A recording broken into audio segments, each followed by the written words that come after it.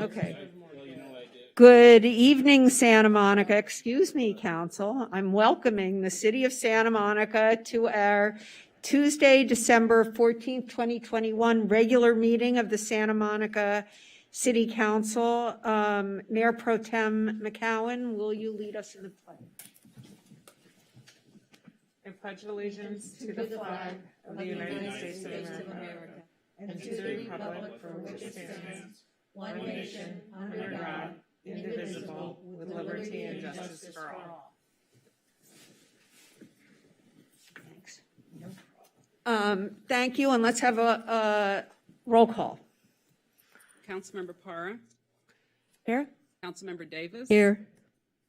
Councilmember Brock. Here. Mayor Pro Tem McCowan.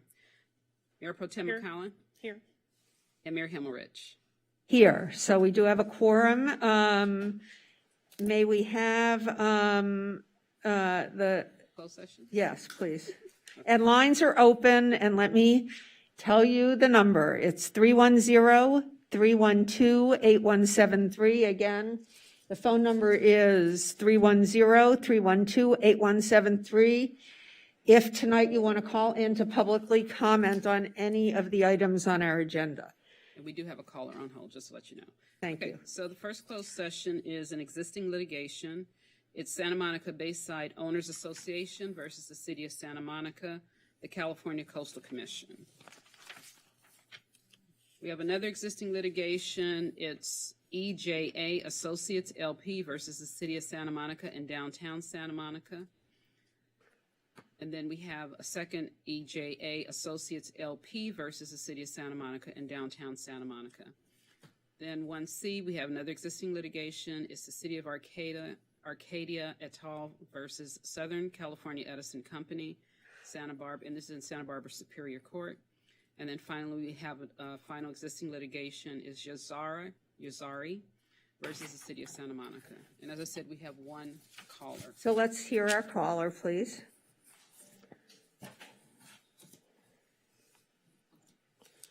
Welcome, Denise Barton. You're in the meeting and your time starts now. Good evening. I had to rewrite item 1A after you pulled item 8A. Hopefully you and staff see that during litigation over Structure 3, it's not a good idea to move forward with this project. Considering CEQA cases can take from 3 to 5 years, and the Los Angeles Superior Court only reassigned this case to CEQA Court on August 12, 2021. So by your original action, one does have to wonder if you were trying to bait and switch like the Shore Hotel. I also think here is the place to mention a real-life example where at a recent Hollywood apartment project, the tenants were evicted from a completed building based on a trial court's CEQA decision. Then as for funding, doesn't CEQA lawsuits choke off funding? So how were you able to get the funds for demolition?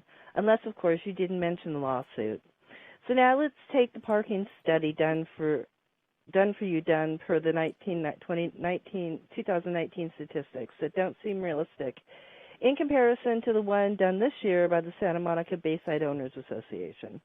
Now, the City Council wouldn't be making and approving fraudulent studies and projects and development agreements, would you?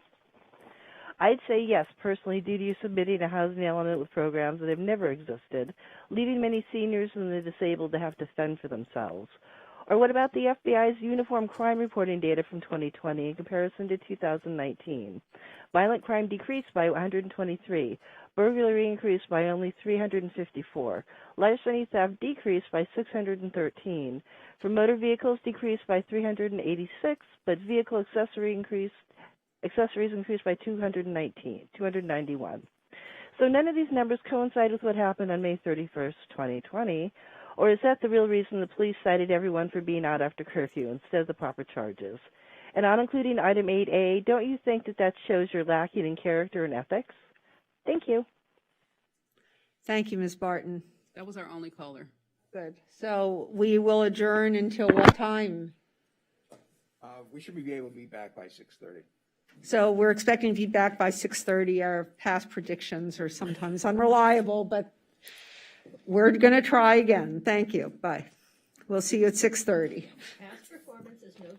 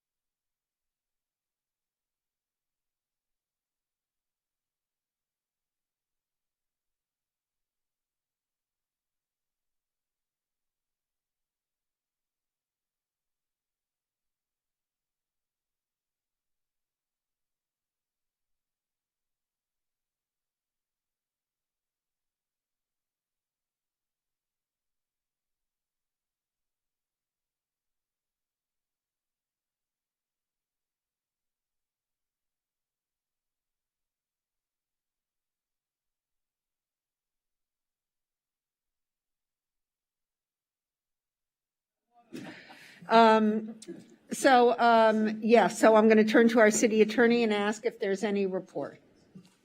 Yes, during the closed session, the city council discussed each of the items on the closed session agenda, and there are no reportable actions.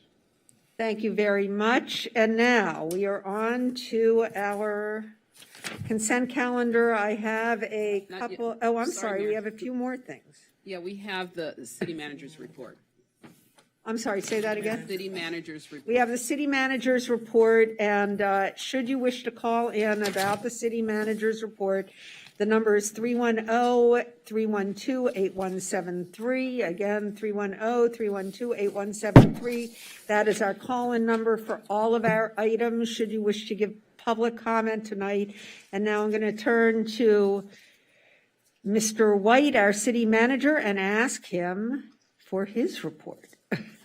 Good evening, Mayor Pro Tem and City Council. Just a few items for you this evening. So want to promote, since this is our last council meeting of the year, we have another vaccination clinic for those age 5 and over for first and second doses, as well as booster shots on December 30th, 3 to 6 p.m. at Virginia Avenue Park. Exciting to announce, start the new year. We've put some information out about this with the Splash by participating in the annual Polar Bear Swim at the Annenberg Community Beach House. And we are still actively seeking volunteers for the January 26th homeless count. And you can sign up for that on our city website. And then almost last but not least, if you're looking to make charitable contributions before the year's end, please, we're asking everyone to please consider the We Are Santa Monica Fund, and you can donate at calfund.org, We Are Santa Monica. And then last but not least, on behalf of the entire organization, I want to wish everyone a very happy holiday season and a wonderful start to 2022. Thank you. Thank you, and we are so glad you're here. So a happy holiday to staff and a particularly happy holiday to Mr. White, who finally arrived. So there we go. Thank you very much. And now, and we have no speakers, is that right? Not for our 2 item. No, we do not. Okay, so we're moving in. Okay, so we're moving on to our consent calendar. And let me just say, Well, Mayor, can I stop you for a moment? I just Sure. need to ask the question if anyone has anything to report on travel since the last council meeting. no, not seeing anybody. Okay. Oh, wait a minute, Councilmember Brock. It's not. I attended the League of California Cities Christmas event, and it was Independent Cities, Contract Cities, and League of California Cities in downtown Los Angeles at the California Club last Thursday night. Thank you. Anybody else? No. Then now, here's for our closed session, Councilmember Davis will be pulling 3M, is that? Yeah, from this consent, we're moving to the consent calendar, but I'm giving everybody a heads up that staff is pulling item 3F, I'm sorry. Councilmember Davis is pulling 3M. Does anyone else want to pull any items from the consent calendar? Councilmember Brock. I'd like to pull 3D and 3J, I believe. Let me make sure J is the right one.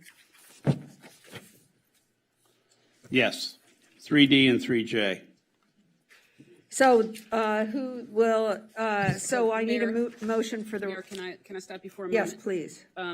There's an item on here that is part of the redevelopment successor agencies. So if the council, at the council's will, I would like to ask if the council can hear the special meeting along with the consent calendar. So shall we take a roll call? Let's have a motion, and I'll move to hear the successor agency together with the regular calendar. Can I have a second? Second. And let's have a roll call. Okay, let me call the roll. And so just to let you guys know, as the redevelopment successor agency, the council receives no compensation. Agency member Parra. Here. Agency member Davis. Here. Agency member Brock. Here. Agency member De La Torre. Here. Chair Pro Tem McCowan. Here. And Chair Himmelrich. Here, so let me ask you a question, Madam Clerk. I thought that, I know we're all here, but did we have to make a motion to hear it as that agency, or I can just declare we're hearing it? You can just, yeah, you can just ask the Well, I council. declare we're hearing it as a successor agency, so thank you. So we have a roll call vote, an We do attendance have- now. And Mayor, we do have callers for consent. Okay, so let's hear the callers and then we'll move on to the rest.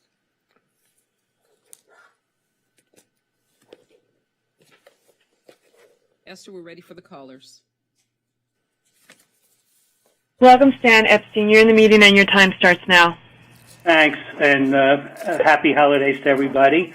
And thanks to Phil for wisely pulling 3D and 3J for reasons that all of you have seen in the emails that I sent in the last 2 days. This results from a number of oral and written communications with Ariel Sakaris, the Building and Safety Division Manager, who's been extremely helpful. There are 3 problems with 3D and 3J, and I think the bottom line is they should be adjourned until the first meeting in January. The first problem is a technical language problem. The heading and the text of the staff report talks about renewing a peer review function, and it talks about a plan review function, and the correct language is peer review. There is a different set of people contracting with respect to plan review, so that's wrong in both places. Another thing which has significance here and all over the city, I was told by Ariel that the city has a policy not to attach contracts to the agenda in all cases, whether a contract is being modified, terminated, canceled, or extended, as in these cases. This is stupid. It is necessary for the city manager, for every member of council, for every member of the public to have the right to see a contract that's been changed. There's no reason to keep it secret. So however it should be done, the policy should be modified so that the contract is always an attachment to the item so that people can do whatever they need to help the city. Finally, it's been come to light that since October 20th, 2020, a large number of buildings have not provided the retrofit plans. It's called a structural analysis that was due that day. Time is up. It was sent over to Your code. time is up, Mr. Epstein. Thank you very much. Nobody knows what happened to them.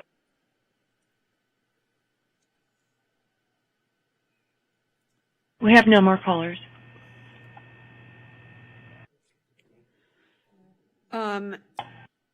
So may I have a motion for approval of the consent calendar other than 3D, 3F, 3J, and 3M? I move.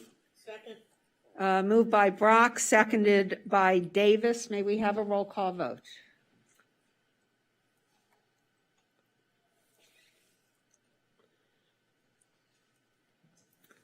Agency Councilmember Para, Yes.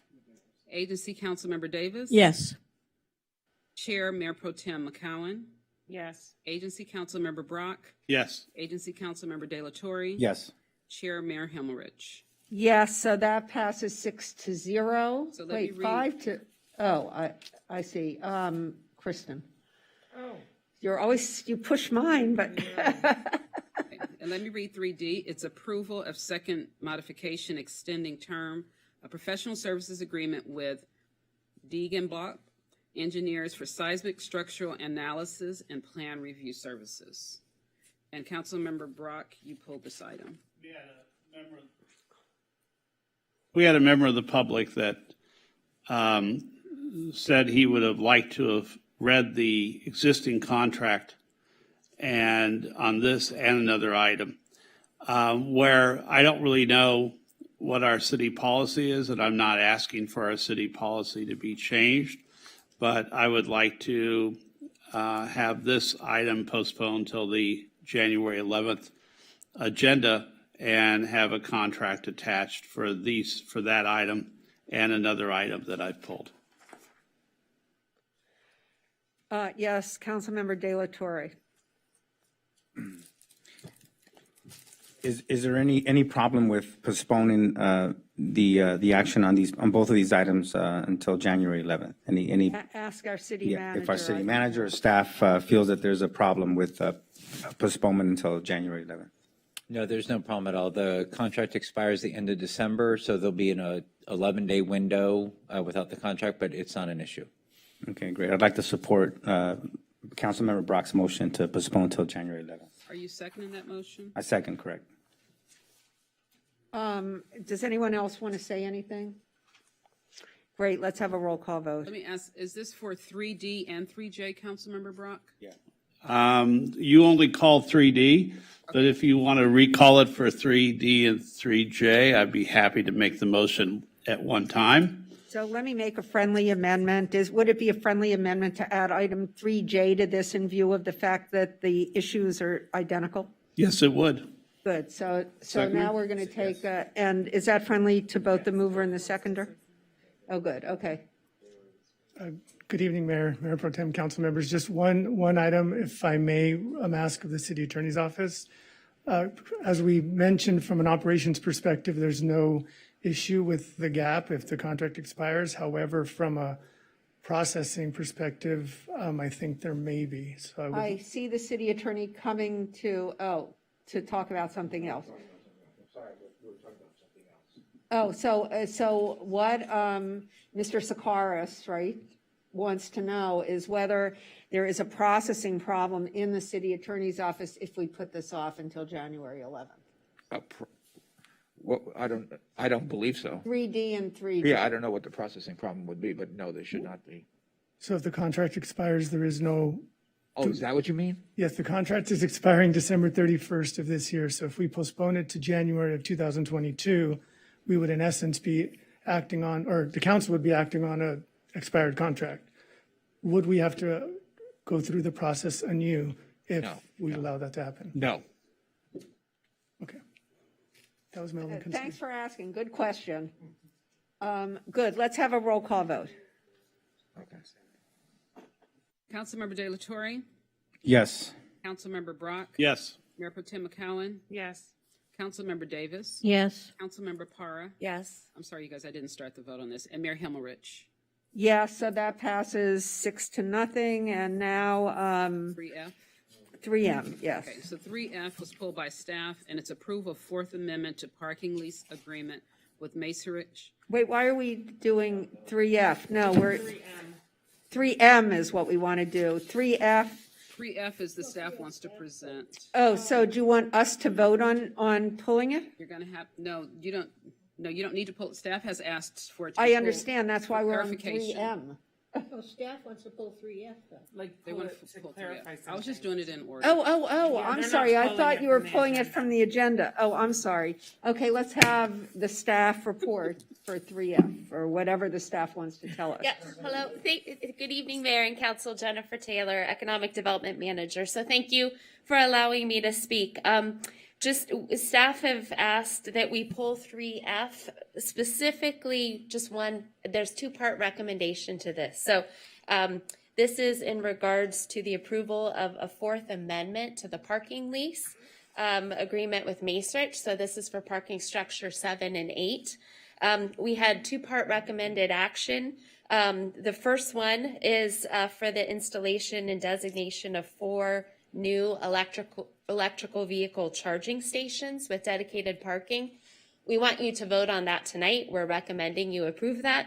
The second item is what we've asked to pull, and this was in regards to a proposed new prepayment parking app. After talking further with Macerich staff, we decided we needed a little more time to look at different operators and different options, and also to determine the market demand among employers in downtown Santa Monica.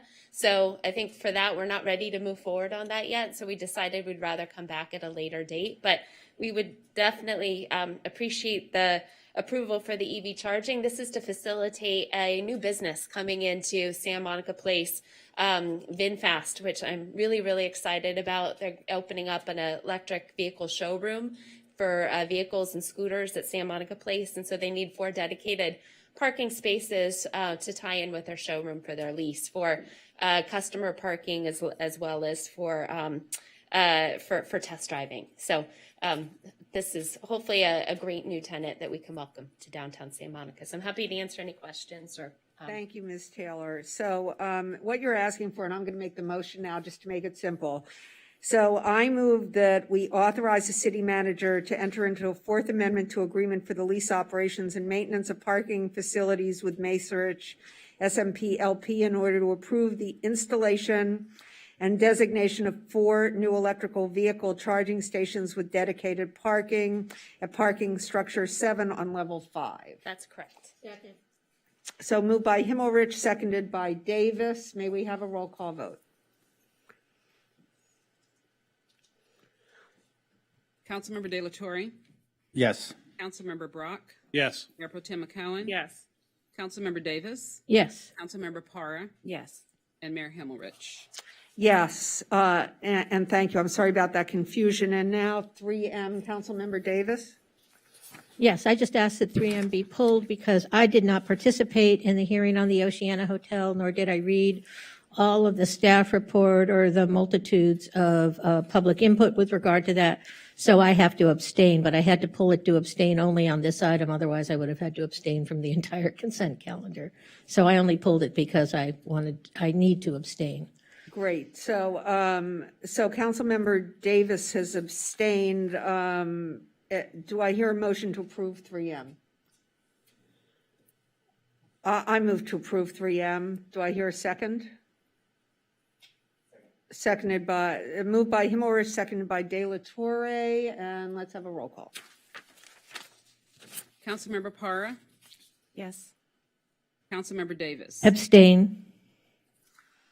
Mayor Pro Tem McCowen, Yes. Councilmember Brock, Yes. Councilmember De La Torre, Yes. and Mayor Himmelrich. Yeah, so that passes 5-0 with 1 abstention. And that, I believe, ends our consent calendar and ends the meeting of the successor agency. Is that correct? Yes. So now we're going to move to the ordinances. So we have 7A, it's approval of revisions to the Public Safety Reform and Oversight Commission ordinance.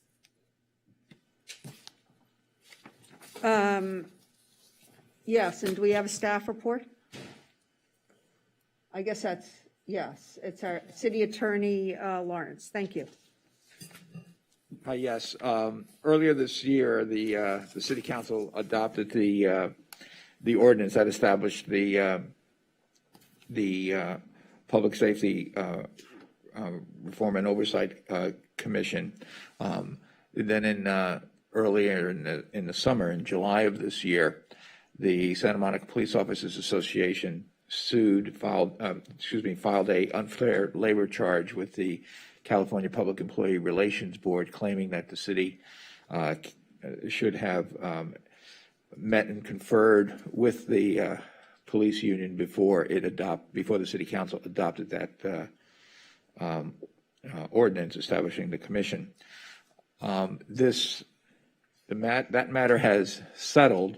As part of that settlement, the city council agreed to consider a series of changes to the ordinance that would clarify what the ordinance sets forth. And so that's what's in front of you today, are the changes. Among those changes, and I won't go through all of them tonight, but one of the changes is that there is allowed to be an ex officio member of the commission. That ex officio member would be selected by agreement of the police chief and the Santa Monica Police Officers Association. If that person would not be a voting member of the commission, if the police chief and the Santa Monica Police Officers Association could not agree on who should be selected, that position would be left vacant. So that's one of the changes.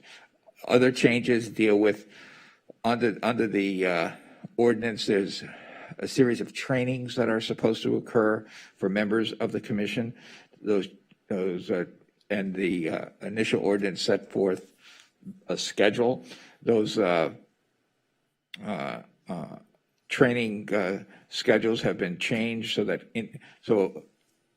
which would allow current commission members to complete their training by the end of May, so May 31st of 2022, and that any new members would have to complete their training within 6 months of their appointment.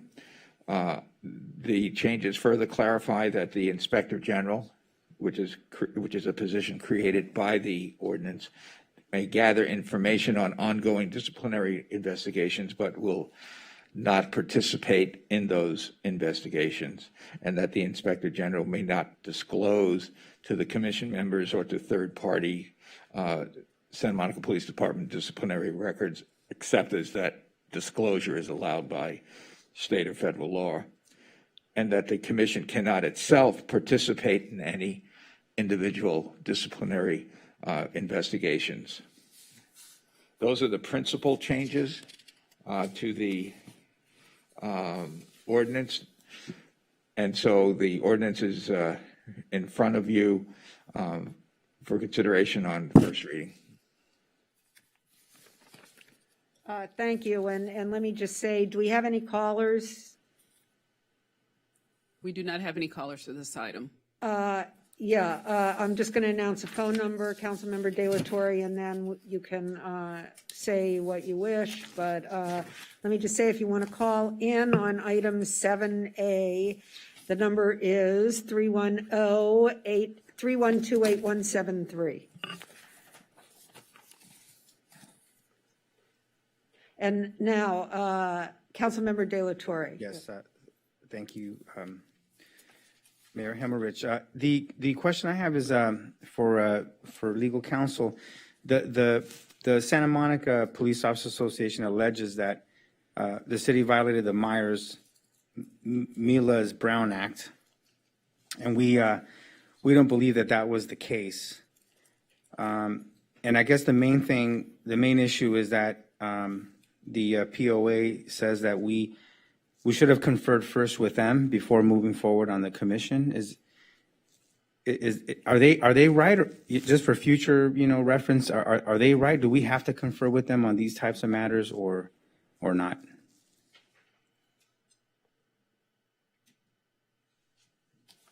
The city certainly disagrees with the SMPOA about whether the city has to meet and confer.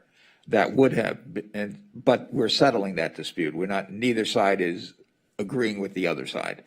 So that remains a live issue, I suppose, as between the SMPOA and the city of Santa Monica going forward, should there be any similar matter. But the city believes that its position is correct, but it also believes that this kind of settlement, this kind of resolution is in the best interest of the city to resolve the underlying charge. Yes, I just was interested in knowing in the future,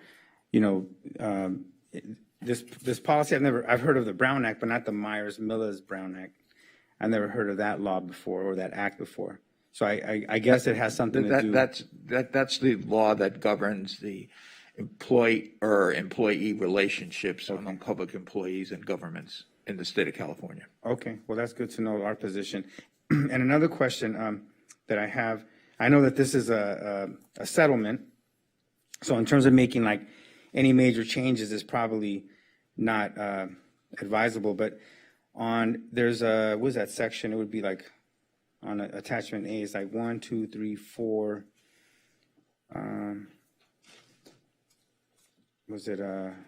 Yeah, this one, the fifth one. So it's 2.05.040D.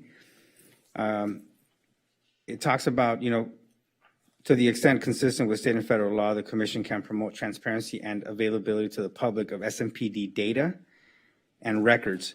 And a question I had, I think it'd be, in a new era of transparency and accountability around these matters, is it appropriate for us to put any language in there where we would expect an annual report on some of the major indicators, for example, like arrests, citations broken down by race, gender, and ethnicity? I was wondering how would we as a city council ask for that type of like an annual report on that? do we expect that to go to the commission first, or do we have to empower the commission to ask for an annual report?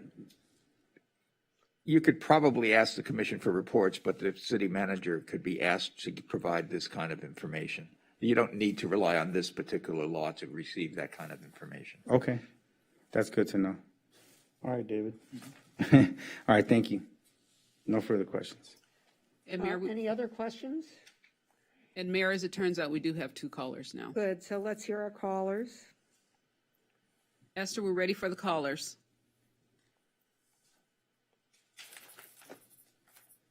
Welcome, Erica Leslie. You're in the meeting and your time starts now. Good evening, City Council members. It's so hard. This is so disheartening. All of our precious members of our community have given up their time and their just to give back to our community. It's disrespectful to their time. It's disrespectful to what they've dedicated to our community. This is something that was supposed to come out of the May 31st debacle. And now the accountability is going to be just upheaved just because of political underplay from the I just can't believe this. This is just absolutely ridiculous. I just can't believe it. You guys really can't just let this go like this. We've sacrificed so much just for this to take place. And now for them to just flip it like this is just wrong.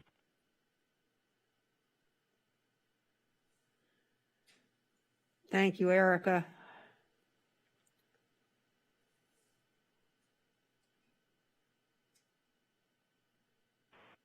Welcome. You're in the meeting and your time starts now. Thank you. City Council members, it's hard to revisit the entire history of this particular ordinance and how it came about, and whether or not it is best existing practices or future practices. And for each time that the City Council has voted for something in connection with this ordinance, it has, I think, not been in best practices or best existing practices or best future practices. And so it's every time with this amendment, I think that there are some questions as to whether this commission is actually serving the purpose that it was intended to serve, or will be able to serve the purpose that it was intended to serve. And so with that in mind, I ask that you consider what the amendments are. I also sent an email today. It's within the comments and points out some specific language that needs to be clarified or changed. So that's my combined comment, oral and written. Thank you, sir. Thank you. Do we have any comments from council? Let's have a roll call vote, please. We need a Oh, motion. we need a motion. Yeah, so do I hear a motion? Last question. Yes. What, and the financial impact is $5,000 to the Santa Monica Police Officers Association. Can someone explain why that was needed as part of the settlement? Are those legal fees or just 5,000? Sounds like a small number, but. The settlement was approved by the city council a few weeks back. So the settlement is not actually before you. That's just was put in the staff report as just a matter of full disclosure that the overall agreement has a $5,000 payment. But actually, the city council has approved the $5,000 payment should the council, and that money will be paid should this ordinance be adopted as is. Then the agreement goes into effect, and then the amount will be paid. It was just part of the negotiations. I was just trying to understand, how does $5,000 come into play? Like, what was that for? What would that cover? It is not uncommon in the settlement of Public Employee Relations Board matters for there to be a request that the employer pay attorney's fees. And this was a relatively nominal amount that the city agreed to pay. Yes, Councilmember Davis. So I do want to recognize what our caller said, because I know there is concern about the Public Safety Reform and Oversight Commission and their ability to do their job. And as the city attorney pointed out, we've already approved the settlement. So we don't really have any wiggle room tonight because we've already made the agreement to do these things. But I do want to say, as someone who at least tries to attend the Public Safety Reform and Oversight Committee hearings once in a while, that their chair and all their members are aware of this. And I think it's telling that they did not call in tonight because they understand the terms of the settlement. And while I understand there may not be great joy around these terms, it's my understanding from conversations with members of that committee that they feel they still are empowered to do the things we set them off to do.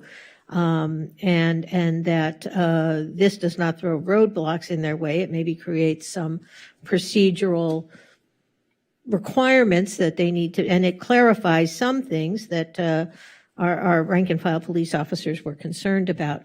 So while I certainly appreciate the tone and tenor of the callers and want to be let them know that they were heard in the most meaningful use of that word, that I think, at least for me, and I suspect the entire council would agree, that we stand 100% behind the work of the Public Safety Reform and Oversight Commission and look forward to the work they do in this community to address the issues of public safety that we all know have arisen. So I just think it's important to make that statement that this is not an attempt to undercut that committee's work.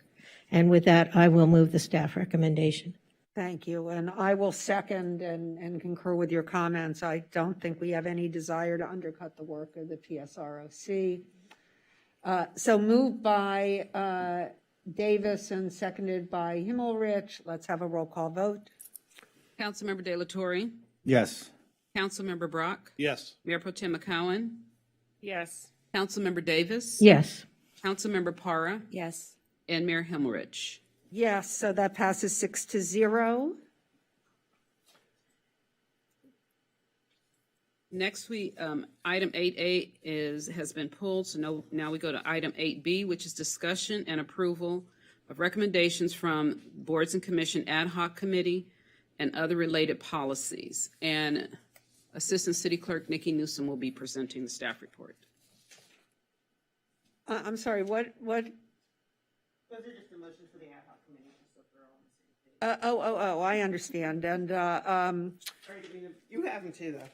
yeah, and you're doing the staff report. I am. Yes, and so I'm going to do that in 1 second. So, but thank you for keeping me honest. So let's, we are starting the staff report, but let me announce for people who want to call in, the call-in number on the boards and commissions item. This is item 8B, our discussion of how we are going to revise, reform, change our boards and commissions policies, and the number is 310-312-8173. So now, I'm sorry, but got to do that and go for it. Okay. So good evening, Mayor and Council. Nikki Newsom, Assistant City Clerk, here to present to you on behalf of the Boards and Commissions Ad Hoc Committee their recommendations.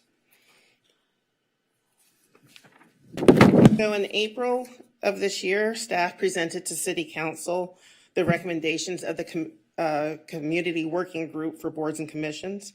At that time, Council adopted many of the proposed procedural changes and suggested the formation of an ad hoc committee to deliberate the other recommendations.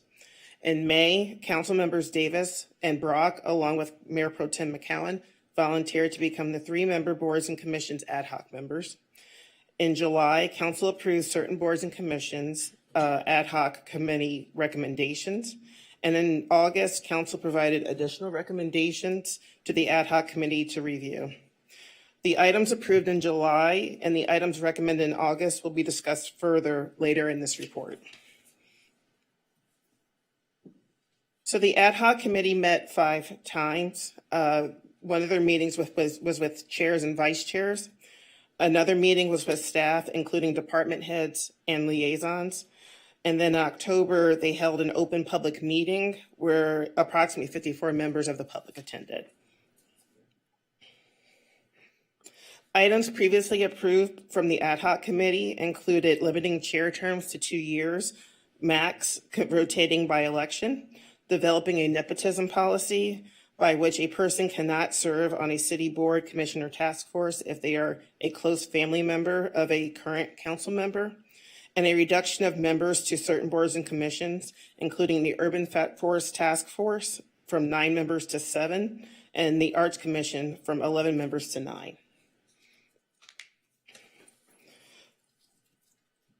Other items also approved by council from the ad hoc committee were the addition of council liaisons, which would who would be limited to a maximum of 2 commissions per year. The meeting attendance is not required by the liaisons, but the members would serve as an advisor to the commission and be available to the chair as needed, and quasi-judicial bodies would be exempt from this. So now we will get into the ad hoc recommendations. The first recommendation is to establish term limits for Clean Beaches and Ocean Parcel Tax Oversight Committee. The proposal would be for 4-year appointments with a maximum of 2 terms. Currently, the members of the Clean Beaches serve 2-year terms with no term limits. This proposal would be consistent with the terms and term limits of all other boards and commissions. The term limits would be going forward so that the current members sitting on the Clean Beaches would begin new 4-year terms should council approve this proposal. Also, a discussion as to whether or not to establish term limits for the regional boards, including Metropolitan Water District and West Vector. And also to clarify that the limitation of serving on more than 1 board and commission does not apply to advisory committees. For example, the Friends of the Library and the Field Sports Advisory Committee. The city clerk and the city attorney will work to see how our civility policy can be strengthened. This would include instituting additional trainings for members as well as for chair and vice chairs, and to update rules to include the removal of members for misconduct.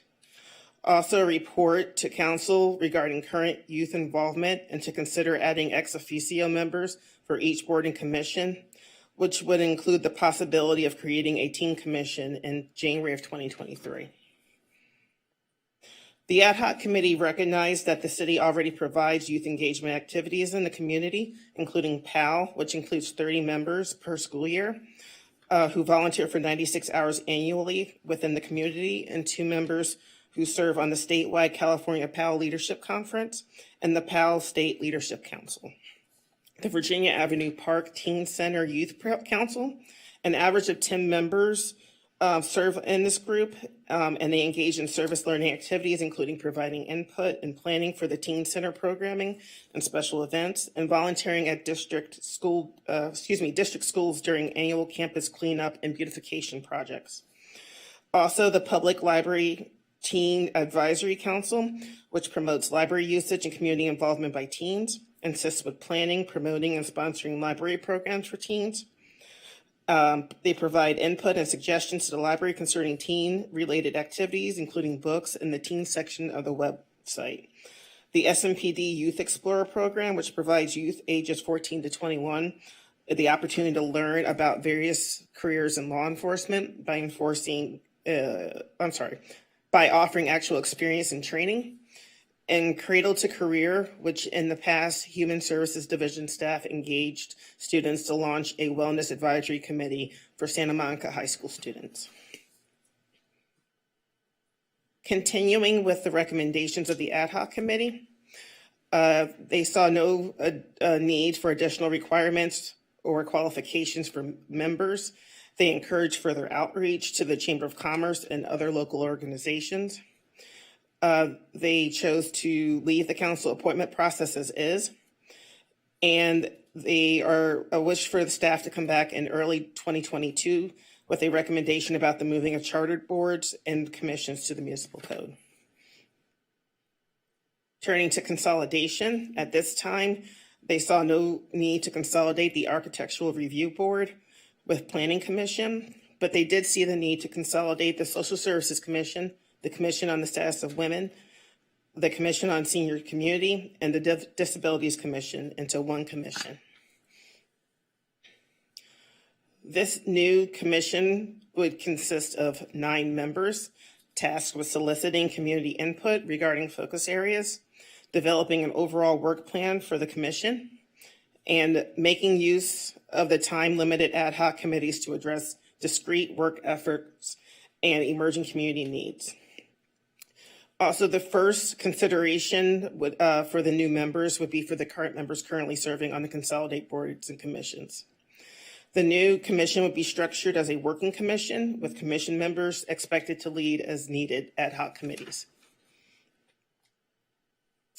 Each ad hoc committee would consist of 1 or 2 commissioners as well as non-commissioners with subject matter expertise, lived experience, or a strong interest in ad hoc committees' focus. Ad hoc committees would prepare recommendations for the commission's consideration. City council liaisons and emeritus members would also assist with ad hoc committees, and the new commission is recommended to have a new name to distinguish it from the previous commissions. The justification behind consolidation is that staffing reduction in the human services section makes it impossible to support the current structure. Expanded resident participation by creating the ad hoc committee, engaging residents who may not have the bandwidth to commit a long period of service to a board or commission, but are able to provide a shorter commitment to specific areas of interest to them. To simplify public participation so that the final recommendation on human services topics would be discussed in one forum rather than at 4 different commissions each month. Because public participation in the existing commissions is low, consolidated opportunities would increase attendance and interest. And finally, to increase efficiencies in developing recommendations to council, staff currently present at multiple commissions when developing policy documents, such as the Federal Consolidated Plan. This table here was included in your staff report. It includes staffing financial impacts for the Community Services Department. If you have any further questions regarding this table, staff is available to respond to those questions. Turning now to quarterly remote meetings. Staff is recommending that council continue remote quarterly meetings until the end of fiscal year 2022. Staff is asking for this extension of quarterly meetings to be consistent with orders from the County Health Department, as well as to allow staff time to create a procedure that would be consistent for all bodies to meet in person safely. Also in January, staff will return to discuss whether to consider providing remote public participation, to establish a plan to return to in-person meetings, and to discuss moving chartered bodies to the boards and commission, to the municipal code. And with that, staff recommends the following to council: to review and discuss recommendations from the boards and commission ad hoc committee, including consolidation, term limits for members, including the Clean Beaches, West Vector, and MWD, not changing appointment methodology and not changing requirements and or specific qualifications for applicants, to clarify that the limitations of serving on more than one board at one time does not apply to advisory committees, to clarify expectations on civility and creating additional training for chairs and vice chairs, and making all these changes effective January 1, 2022. Staff also recommends that City Council direct staff to return to Council with a resolution incorporating the recommended procedural changes previously approved by Council, including Council liaisons, would be limited to serve on a maximum of 2 commissions a year, with quasi-judicial bodies exempt, changes to the chair and vice chair rotation by election, reduce the Urban Forest Task Force from 9 to 7 members, reduce the Arts Commission from 11 to 9 members, and any procedural changes approved at this meeting. Direct staff to come back with an updated civility policy for both members of the public as well as members of the bodies.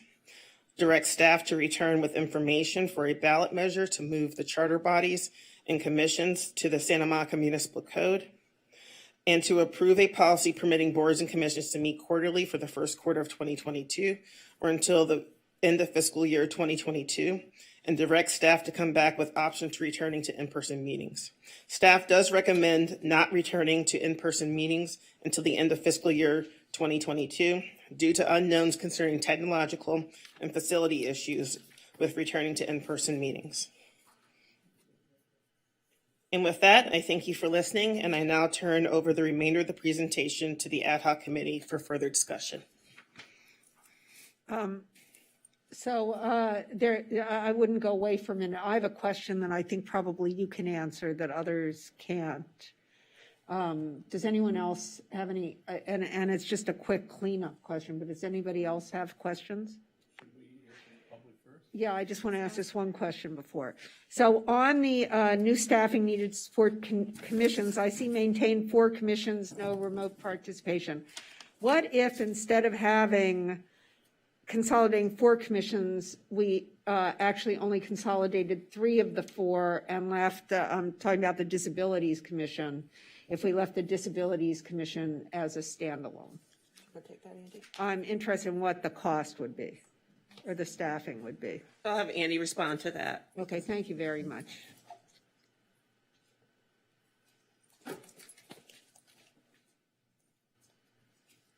Good evening, Mayor and Council members. Andy Agel, Director of Community Services. I'll be honest, that's not a quick cleanup. We need to go back and add up the hours that's associated with each commission and give you that. My sense, it's a part of a person, and hiring a part of a person may be challenging, maybe not. Maybe we could find somebody's interest in part-time work. We've had challenges filling our part-time positions, I should say that. So it would be something between 90,000 and 238,000. So 91 is consolidating all 4. 238 is 4 separate commissions. Right, and you've sort of got two pieces, 2 moving pieces there. One is sort of the, I'd call it the administrative staff support, who's sort of taking minutes, putting together agendas, as well as we put time in there for the professional staff who plays the role of liaison. So again, if you sort of maybe divided that by 4, that might be sort of what the cost looks like. But I just want to be cautious because particularly in this job market, we've had a lot of challenges trying to find part-time staff. But it's something between those 2 numbers. Yeah, I think you're right. On the 90, so, and closer to the 91 than the 238, if we only spun off 1. Right. So I think if you took Thank you. the 238, maybe it's a quarter of that. If Right. we can I find just the wanted a people to do general, it. well, it would be a quarter of the difference between the 2 numbers, right?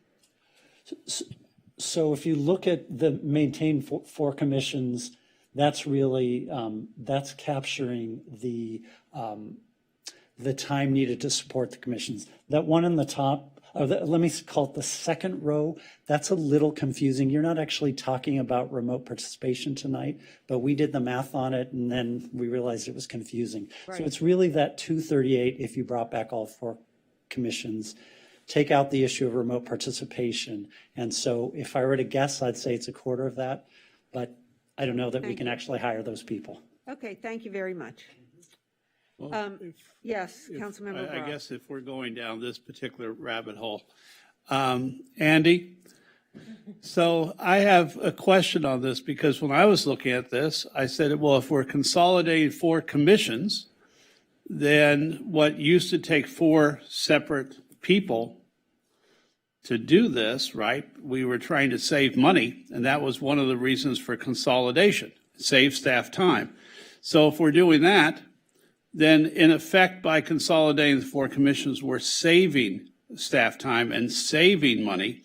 Why do we need to add somebody for 91,000? Shouldn't we have a net savings there instead of having to add more staff? So let me clarify that again. So if you consolidate the commissions, and so tonight you're not talking about remote public participation. So if tonight you say, We're consolidated the commissions. There is no new cost.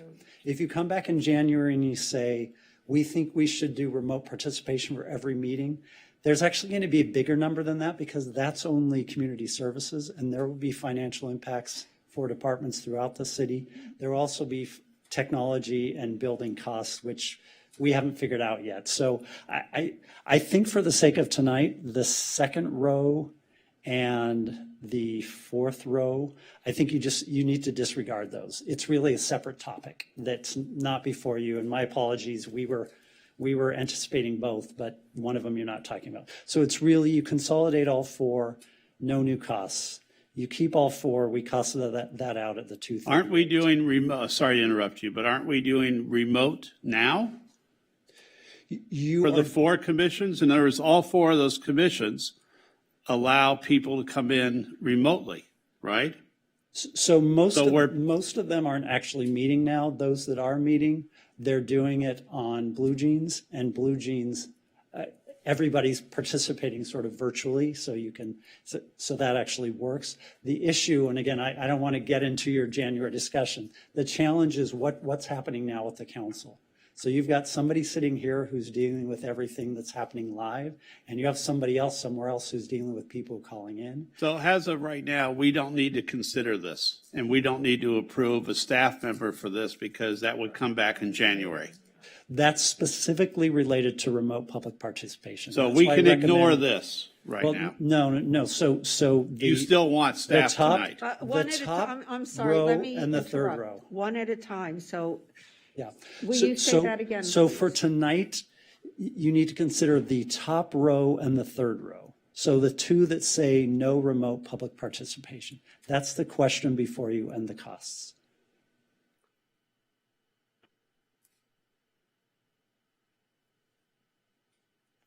You want me to come, Now, let's have, I thought we were doing public comment yeah, first let's have anyway. public comment So, and Mayor, then we'll go back. Mayor, before we go any further, was there any comment or anything that the ad hoc committee wanted to add to the presentation? Okay, does the ad hoc committee want to add anything to the presentation? That was my question. I think Nikki covered it Thank pretty you. well, yeah. So, yeah, so seeing no additions from the ad hoc committee. Oh, I'm sorry, Councilmember. I don't know Brown. if there's additions. I would just say there are a couple issues which were disputed, and we'll want to come back to those with further explanations. And I think Tonight? Yeah, no, Yes, that'll tonight. be part of the discussion, and I think that's, you see that reflected in stuff that wasn't like a clear, explicit recommendation, but sort of like a to be considered. But yeah, that'll come up in the discussion and questions. Thank you. How about, how many callers do we have? Looks like we have about 3 so far. Okay, and let me re-announce a number because we will cut off the line after Fifth caller. the fifth caller. We only have 3 right now. So right now it will cut off after 3 callers. So if you want to comment on boards and commissions, the number is 310-312-8173. Esther, can you transfer? Welcome, Denise. Okay. Welcome, Denise Barton. You're in the meeting, and your time starts now. Good evening. I object to the consolidation of the specified boards and commissions. First, I wonder how the ad hoc committee can suggest this, considering how many callers it had against doing it, including Mr. Carey, who founded the Disability Commission, and who clearly stated that combining the Disability Commission with other commissions didn't work in the past.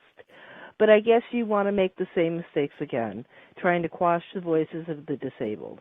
I also think it's worth noting that under Title II of the Americans with Disabilities Act, Section 1.2000, it states Section 504 of the Rehabilitation Act only applies to programs or activities receiving federal funding assistance.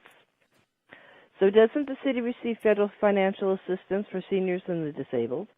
Then I also have to take issue with the LGBTQ and the homeless being put together with seniors and the disabled due to Section 2.3000, where it states that physical or mental impairment does not include homosexuality or bisexuality, and is further expanded in Section 2.30 $7,000. The following conditions are specifically excluded from definition of disability: transvestism, transsexualism, pedophilia, exhibitionism, voyeurism, gender identity disorder not resulting from physical impairment, other sexual behavior disorders, compulsive gambling, kleptomania, pyromania, and psychoactive substance use disorder from current use of illegal drugs.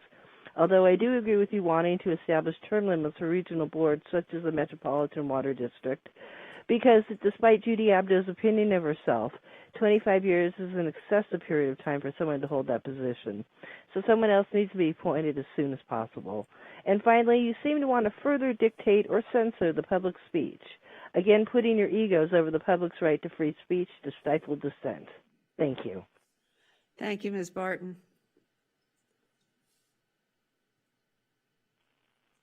Welcome, Judy Abdo. You're in the meeting and your time starts now.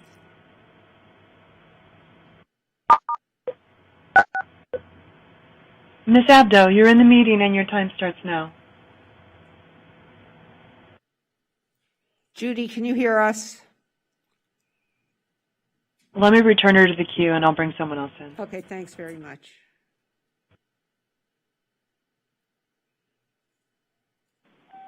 Welcome, John Alley. You're in the meeting and your time starts now.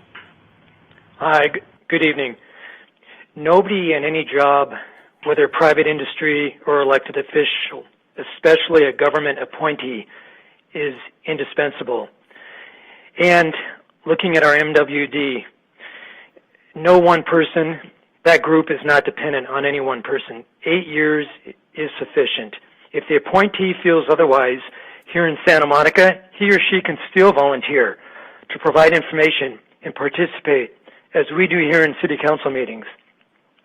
There's a pool of prior board members with great knowledge and experience who could serve as a resource in any emergency board vacancy. This city stands for and leads the way in inclusivity and diversity. Let's advertise openings in the Seascape, the mailing that all residents receive. Even mobile alerts would be a good start. The average length of service has been 6 years. 8 years is plenty. We need fair and open-minded people serving on the commissions.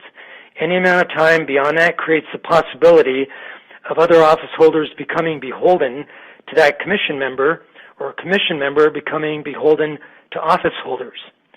And like the recent vote on nepotism within the city, term limits should be enacted now, and the policy should be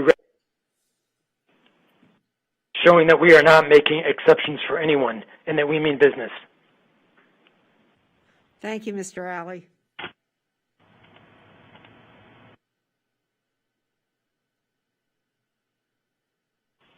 Welcome, Alex Elliott. You're in the meeting and your time starts now. Hi, my name's Alex Elliott. I'm the chair of the Disabilities Commission. I'm here as a commissioner and as a person with a disability. I just hope you guys make the right choice and keep us as a standalone commission. I've been to all the ad hoc meetings. I've articulated why I think we should remain to standalone. I thought it was well heard. Earlier in this process, we even had a motion and a second to keep us as a commission. Please don't be the council that takes away the voice of people with disabilities. Where in this post-COVID world, we got to be more equitable. You look at our app right now, you type in disability, 0 responses. You have our policy playbook, you search for disability, 0 responses. You scan our website for accessibility, doesn't meet the mark. Are people trying to participate virtually? Not accessible. You need more insight from people with disabilities. Please don't be, as a person with a disability, please don't be the council that takes away our voice. I don't want to rant, but just please don't be the council that takes our voice away. Thank you. Thank you, Mr. Elliott. Do we have any more callers? Yes, we do. Welcome, Jonathan Foster. You're in the meeting and your time starts now.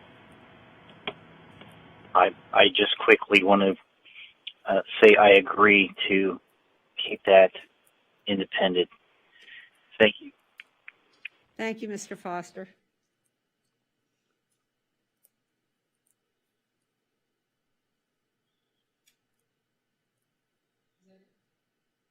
Welcome, Judy Abdo. You're in the meeting, and your time starts now.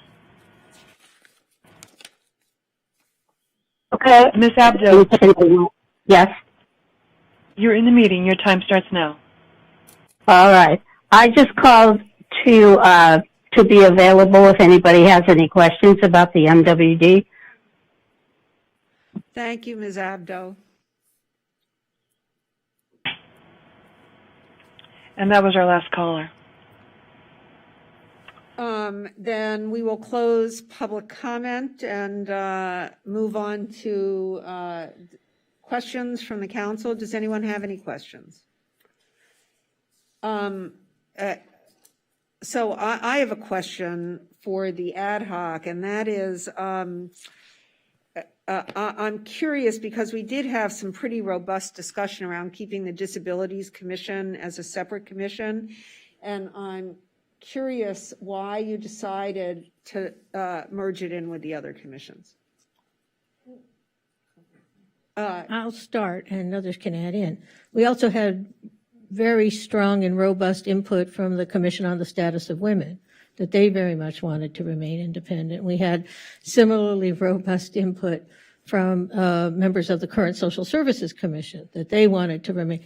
So we were put in this awkward position of all the commissions want to, and I think we all heard that and respected that. Each of the commissions wanted to remain independent and had good reasons, in all honesty, for doing so. The question became, and we have the chart from Mr. Agel, that, you know, if we're going to say, okay, well, and let me start out by saying this isn't about silencing voices. This is about making sure that these commissions are managed in the correct way with the appropriate staff support. One of the things we heard from commissions as well, we don't need staff support. Well, one, under our rules, they have to have staff support. And two, in order to be run effectively, they need to have staff support. And we can get into that maybe when we talk about some of the civility issues that have arisen. So I am not saying, well, you know, the problem with the Disabilities Commission is, yes, they deserve to have their own commission. So do women, so do seniors, so does the Social Services Commission, which focuses on a very important issue, which is our unhoused neighbors. So it really just came down to is, could we support them appropriately? And the answer from staff, in all honesty, was no. And so it was either consolidate them, or if we're going to not consolidate them, then just not consolidate them and figure out what we're not going to fund with that $200 and some odd thousand. The numbers is $238,000. What aren't we going to do in order to continue to fund 4 standalone commissions? That's really, in my mind anyway, speaking for myself, what it came down to. It wasn't a desire to disenfranchise or remove the voice of anyone on any of these commissions. It came down to, if we can't afford to staff them in the way we are required to do so, and it's going to cost us close to $250,000 to do that, who do I look in the eye and say, you no longer have $250,000 to actually do programs for homelessness, programs for youth, programs for seniors, because we have to have staff people staffing commissions. So for me, it was staffing versus real work being done. And it was a hard decision, but that's, from my mind, where we came down to it. And as we go on with the discussion, you know, I think there may be some things we can talk about on a going forward basis to try and remove that quandary we're in. But as we sit here today, that's the quandary we're in. Well, so my question to you would be, I personally viewed disabilities in, you know, in the Disabilities Commission and the subject of people with disabilities as its sort of own category that is crucial. And I'm not saying that these others are not their own categories, but I think that legally, and certainly in a lot of the things we've heard recently, and including in the original staff report that we received on this, disabilities were called out as, well, we need to seek their advice before we know what to do. A lot of the work that I do in my day job involves disabilities, and I do a lot of work with Disability Rights California, Disability Rights Legal Center, which is not to say I don't do work with other people, but it's my perception that people with disabilities pose peculiar and special problems, for cities like us and other, which is, again, not to degrade the other commissions. I feel that we should have a disabilities commission, and that's why I'm asking these questions. So I can see combining the others, but I think the city needs a disabilities commission to advise us about issues relating to disabilities. So that's just my personal point of view, and that's why I asked the question. And ask a question about costs. So, but I'd like to hear from other members of the commission. And I understand combining some commissions, but I just believe this one is separate and unique. So I'm still I'm open to hearing from everybody and sort of getting some thoughts before we vote on this particular piece, but. Initially, the thinking, at least from my point of view, was that right now, the city's not really in the position to provide the adequate staffing necessary to do all of these things separately. And I think that's why we put such an emphasis in adding the ad hoc piece and creating the 9-person commission, consolidated commission, and then empowering the ad hocs to be able to appoint members outside of just the commission members, so that we could sort of reach that goal that we had also of more diversity, more voices at the table on certain specific issues, and so. I wish we could get some better numbers on specifically what a disabilities commission as a standalone and then everything else consolidated would look like. But I still trust that would be overly burdensome given the financial situation that the city's in now when these commissions actually start meeting on a more regular schedule, which I think is like the most important thing that needs to happen. And so I just worry about if we add this additional burden and cost to the city, are we getting more out of sort of our disability advocates than we would if they were still members of the consolidated commission with the addition of a disabilities ad hoc. And again, I mean, I have a brother that was born in 1976 with disabilities that grew up here in Santa Monica. And this, is a matter that was very near and dear to my heart during his lifetime. And I've seen sort of the city make great strides. So everything in me wants to say, yes, this should be a separate thing. And I thought a caller raised an interesting question about legally, are we required to do this? I don't believe we are, because we wouldn't be at this point if that were the case. But we'll see. I'm still open to talking about it more. But that was my thinking previously. I'm going to go through. So before I call on you, I'm going to go through the ad hoc committee, and then Councilmember Parr, I'll move to you. So now, Councilmember Brock. So I substantively agree that the Disabilities Commission should be a separate standalone commission. However, when we were talking about this, the role of the Disabilities Commission encompasses seniors. It encompasses members right now of the Social Services Commission. And the Disabilities Commission, I'm not sure if it has been as robust as it should be. Part of that is obviously pandemic meetings, et cetera. So the question I think for us was, could members of the Disabilities Commission blend into the new renamed commission and still have not only a voice, but could they create and add more disability specialists depending on the issue? So you would take maybe 2 disabilities commissioners, add an ad hoc to them to look at different issues, and maybe with more of those experts added, they might actually be able to be more robust in that manner. So I don't know if any of us have a real firm grasp on whether their role would be diminished, or if with the members of the Seniors Commission being added, members from social services being added, members of status of women being added, if that potpourri might end up having a stronger scent and be actually more worthwhile. Because instead of being siloed, they would now be part of a larger commission. Thank you. Okay, Councilmember Parr.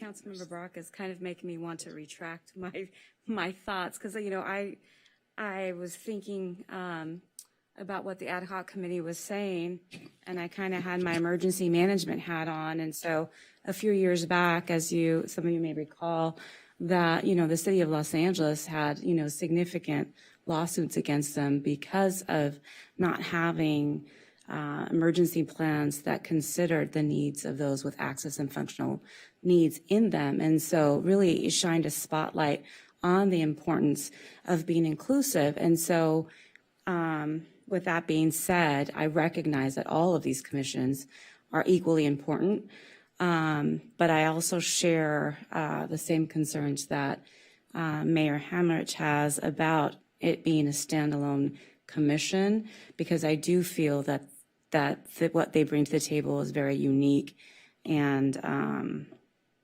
important. So I am concerned about it not being a standalone commission, and I recognize where we are financially, but I also recognize the value and the importance of what that commission can bring to the city all the way around in terms of being that support for all the different departments, divisions, et cetera, within that realm. So I think that that's really important.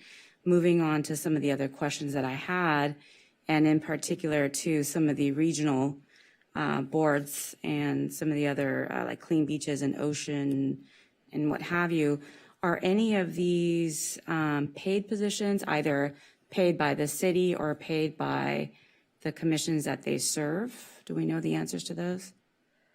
We do know the answers, I believe. So who does know? I'm aware that there are stipends associated from the city. I think it's $50 a meeting for MWD is what I heard, and I forget Vector is something minimal. The city pays though, not MWD, we pay. I don't think there's any payment for Clean Beaches, though. I don't think there is for Clean not, no. Beaches either. I'm simply talking about the other two. Right. I think there are stipends for those because they do require, again, pre-COVID, the world has changed. Both of those meet in downtown Los Angeles. MWD, I think, is 3 meetings, can be as many as 3 meetings a month. And so I think it's a transportation stipend to allow people to travel to downtown. So all I can tell you is I was in a discussion, but my understanding is that that's separate and that the $50 is a stipend. Oh, okay. So, and transportation, costs are separate, and MWD does reimburse costs, but we pay the stipend. Councilmember Brock. So there is some confusion of this, but as far as MWD, I understand the city provides $200 a month to our representative there. My question, in addition, was did the West Valley Water District also provide a stipend to board members? And I haven't been able to ascertain. I looked briefly yesterday, got lost in a morass of trying to figure out where it is. Is our MWD representative also part of West Valley? She's on the phone. We can ask her. Well, West Valley. What's West Valley? So I did some research on this. You can trust me or we can ask. But I did some research. Different water districts give per diems to their representatives to MWD, right? So I saw some of them are quite substantial. When I say substantial, 275 a meeting. I saw that for, not for West Valley, but for another one. Las Virgenes does 270 a meeting. I get that. I don't see any evidence that that's paid to our representatives. They only pay it to their representatives. I did research on that. So the city manager told me today that our MWD representative gets a stipend of $200 a month from the city of Santa Monica. And I think it's 50 a meeting. I mean, and that West Vector or something for Vector gets 150 every quarter or something, because they only meet a few times a year. No, that's, they unmuted Judy in case you had any questions. Yeah, I understand, but Councilmember Brock didn't indicate that he wanted her to answer, so here we go. I'd like to hear from her since she probably knows what she gets. Turn your mic on. Turn your mic on. Councilmember Davis, turn your mic on, please. I'd like to hear from Ms. Abdo since we're all speculating from what we saw. She probably knows what she gets. The person who asked the question didn't ask. I'm not, I'm simply saying he didn't, you do, so now let's hear from Ms. Abdo.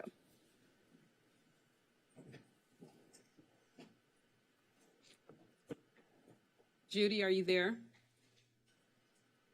Esther, is Judy on the line? Okay, I am on the line. Can you hear me? Yes, we can hear you. Okay. The city of Santa Monica pays $200 a month if I attend more than 2 meetings, or meetings. Yes, it is. There are 3 full days of meetings. Judy, you're breaking up. I don't know what's wrong or what you're speaking into, if it's a phone or a computer, but it definitely is breaking up. It's phone. Phone. Can you repeat your sentences about the pay and how many meetings, et cetera, because you broke up in the middle of each one of those. Thank you. Okay. The city a month if I attend more than 2 meetings or attend 2 full meetings. The meetings, including all the committees, are 3 full days a month usually. Thank you. And expenses, somebody asked about that. So why don't we just make this complete? Do you get additional expenses? The net only pays for gas. I have not taken any gas money since I had an electric car. Thank you. Any more questions from any? And one other thing, they also pay if we go to conferences. They pay for that for the hotel.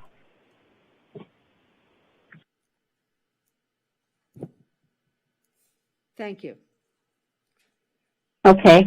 Any other questions? I'm still here.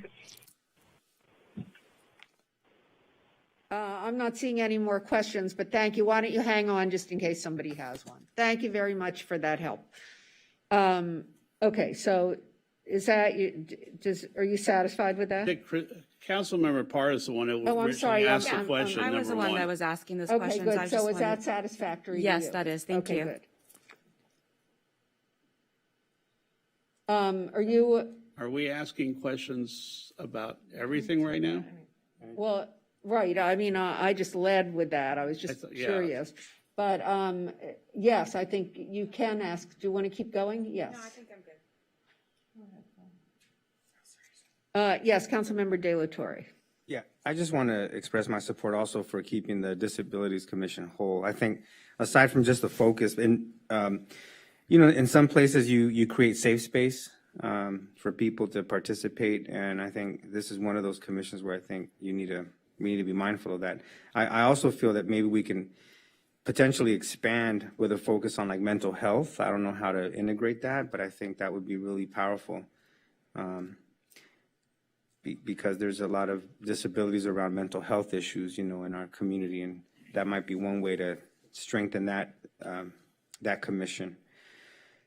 The other thing, I really appreciate also the thoughtfulness in terms of youth development, like how we engage more young people. And so I really appreciate the ad hoc committee thinking about that and being mindful on that.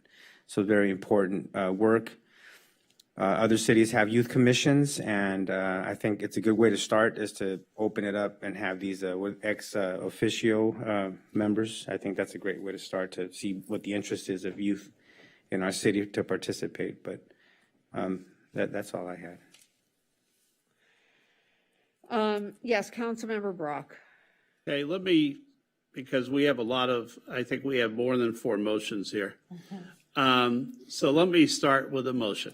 Well, let me, I think we should, well, here's what I want to do. I want to talk about whether the council thinks we should vote separately. This is how it's been set up for me on my cheat sheet. Oh, you have it? Okay, good. So we're doing each thing separately. So I don't have to ask you that. So good, let's start.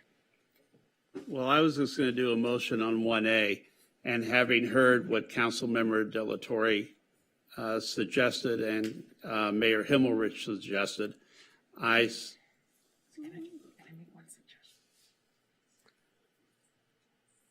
controversial. Well, I was going to take it by pieces anyway. Okay, all right. So I was going to divide it up into more. That's going to be like 10 motions instead of. As long as we get through it, it's okay. Just make your motion. Let's hear it. My motion is to consolidate the Social Services Commission, Commission on the Status of Women, and Commission on the Senior Community into one newly named commission. However, leave the Disabilities Commission as a freestanding commission. That's my motion.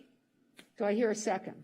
Second. Moved by Brock, seconded by Para. Councilmember De La Torre. A quick friendly amendment is to direct staff to assess the viability of including sort of a focus on mental health issues in the commission. So, when you said that, I wondered because I'm not sure that's not already part of it. Yeah. Correct, yeah.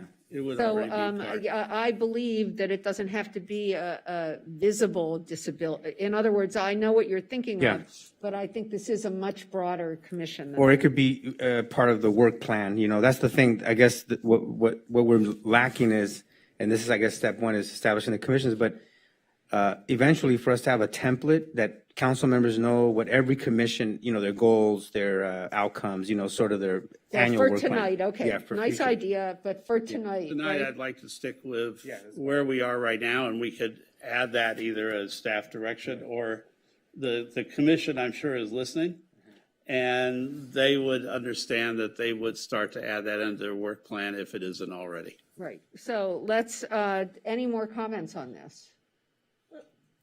Yes, Councilmember Davis. I'm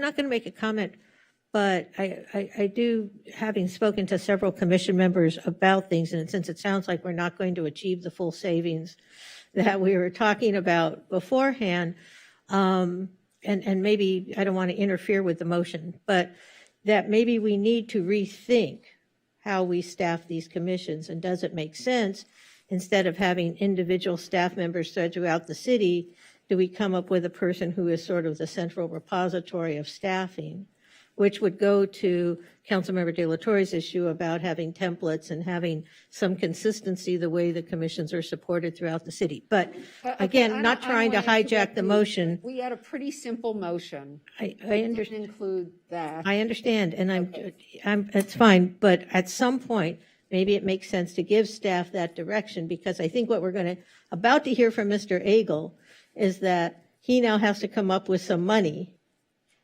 to do this, and we need to figure out how we're going to pay for it.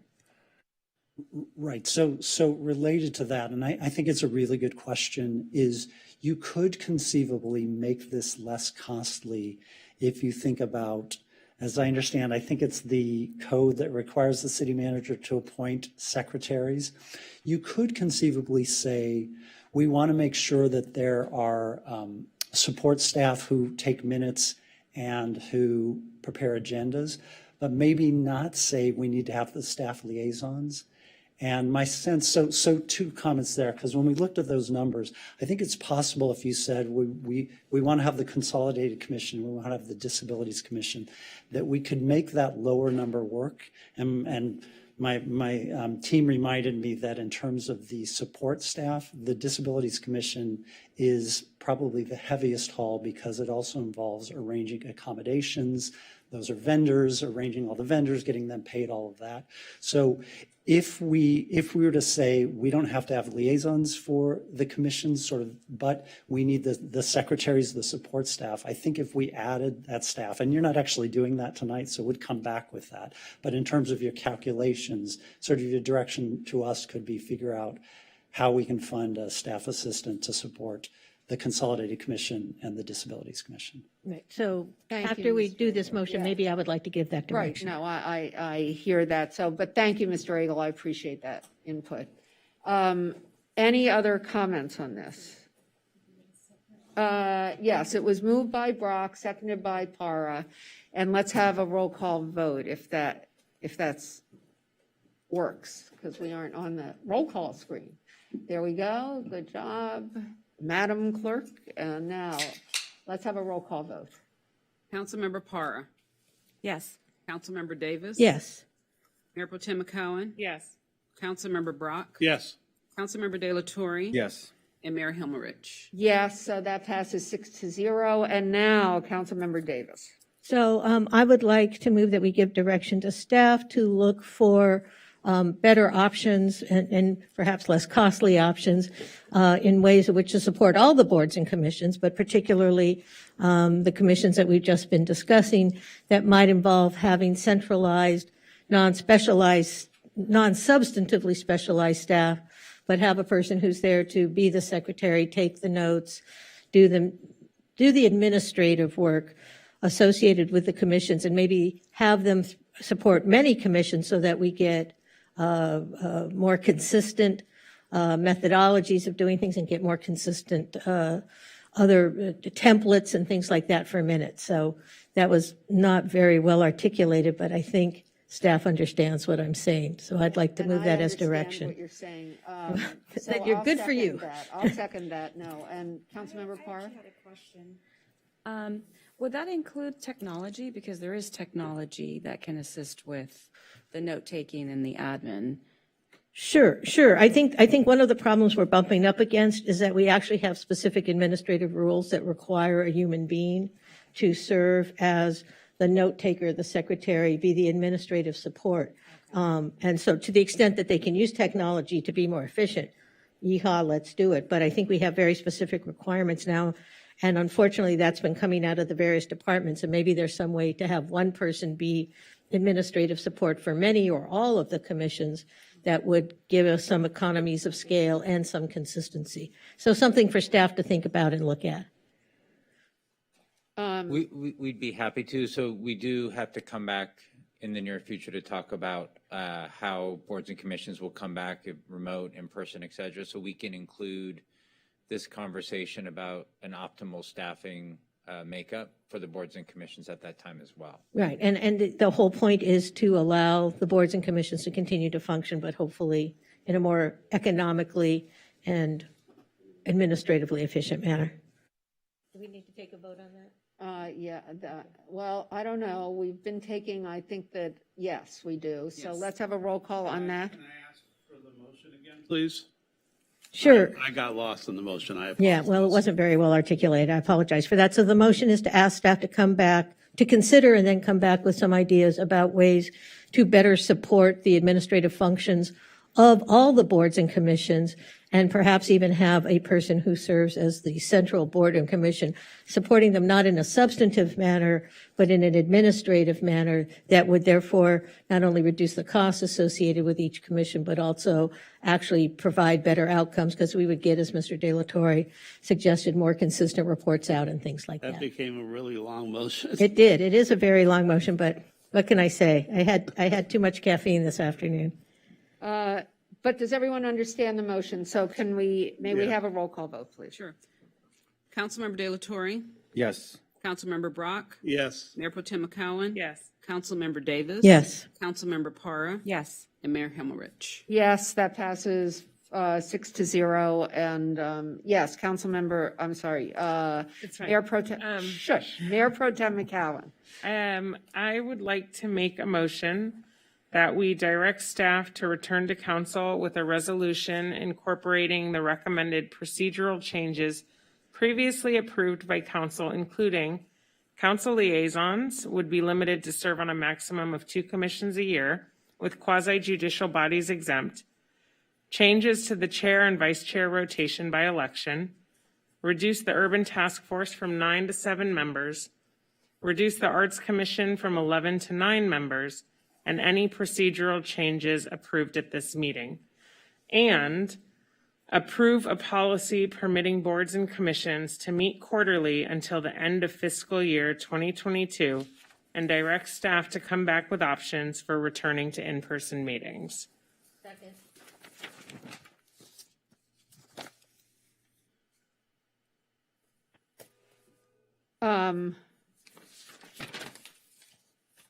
Okay, so this is everything that we discussed before and approved before, and we're just formalizing it. Is that, because I'm looking at this, right? I get it. These are, yeah, no, I know. It's new. Yeah, well, so what can I tell you? I don't have the same points you do, and that's why I'm saying that, yeah. So it's not identical. So yes, it's moved by McCowan, seconded by Davis. Do we have any discussion? Let's have a roll call vote. Councilmember De La Torre. Yes. Councilmember Brock. Yes. Mayor Pro Tem McCowan. Yes. Councilmember Davis. Yes. Councilmember Para. Yes. And Mayor Himmelrich. Yes, and that passes 6-0. And everybody push your buttons. Phil Brock and Christine Para, please push your buttons. Thank you. Okay. Yes, Councilmember Brock. In regard to directing staff to come back with an updated civility policy for both members of the public as well as members of the bodies. I think members of the public have started buzzing about what the civility policy is. We talked about it in the ad hoc fairly comprehensively, but I'd like maybe another member of the ad hoc or staff to talk to us and delineate what the proposed updated civility policy would be, so that it's really clear to the public. So is that because you weren't prepared? I mean, why don't you? No, I'm asking. So. No, I'd rather, Councilmember Davis, I think, is willing to. Okay, good. So. And I want to make sure that I understand, and there are members of the public that have been asking about this for the last couple of days. So I would like to make sure that we have clear delineation. Thank you. So let me start out by saying I think the impetus for this was that we had reports from various members of boards and commissions, as well as observations from staff that were supporting boards and commissions that 2 things were happening. One is that certain members of boards and commissions were not being civil to their colleagues and not allowing the agenda for the commission's business to go forward in particular meetings. And second, that there were members of the public who have every right to attend meetings and have every right to express themselves, but chose to do so in such a way that again derailed the commission's achieving the goals that they had set forth and being able to get through their agendas. So this civility policy, first of all, we already have a city civility policy. This is not in any way intended to reduce anyone's First Amendment rights, their ability to express themselves, or in all honesty, you know, to some extent, how they express themselves. We can't mandate people to be civil. We can only ask. But the idea is that this community has a lot of very engaged people, and they all have opinions, and they all have a right to express those opinions. And when people sometimes express those opinions in ways that some might consider uncivil, it intimidates other people who also have a right to express themselves. So the idea was to suggest, not mandate, because again, we cannot mandate civility, but to suggest to everyone who wants to engage in the community that the way for all voices to be heard, and not just some voices to be heard, is for everyone to treat each other with respect, to recognize that each of our boards and commissions are doing incredibly important work, and that their ability to do work is dependent on their ability to conduct their meetings in a rational, reasonable manner. Each and every one of our members of our boards and commissions volunteer with virtually, no compensation. They give of their time, they give of their energy, they give of their expertise if they have it, they give of their heart. And having them be subjected to some of what we heard they were subjected to, it is simply, in my mind anyway, very difficult then to ask people to continue to serve on boards and commissions if they're going to be subject to some of the verbal, for lack of a better term, assaults that they were enduring. So again, we are not trying to silence anyone. This is not an attempt to reduce public participation. We welcome public participation. And certainly the law is very clear that anyone who wants to participate in a public meeting can do so in ways that any one of us might find to be offensive or even rude. But that's not our job. But the idea is to promote civility. The League of Women Voters has an entire discourse on this, the idea of civil discourse, because civil discourse is what allows all voices to be heard. When certain voices hijack the conversation, then not all voices are heard. So this is not any way to attempt to silence any particular person or any particular point of view.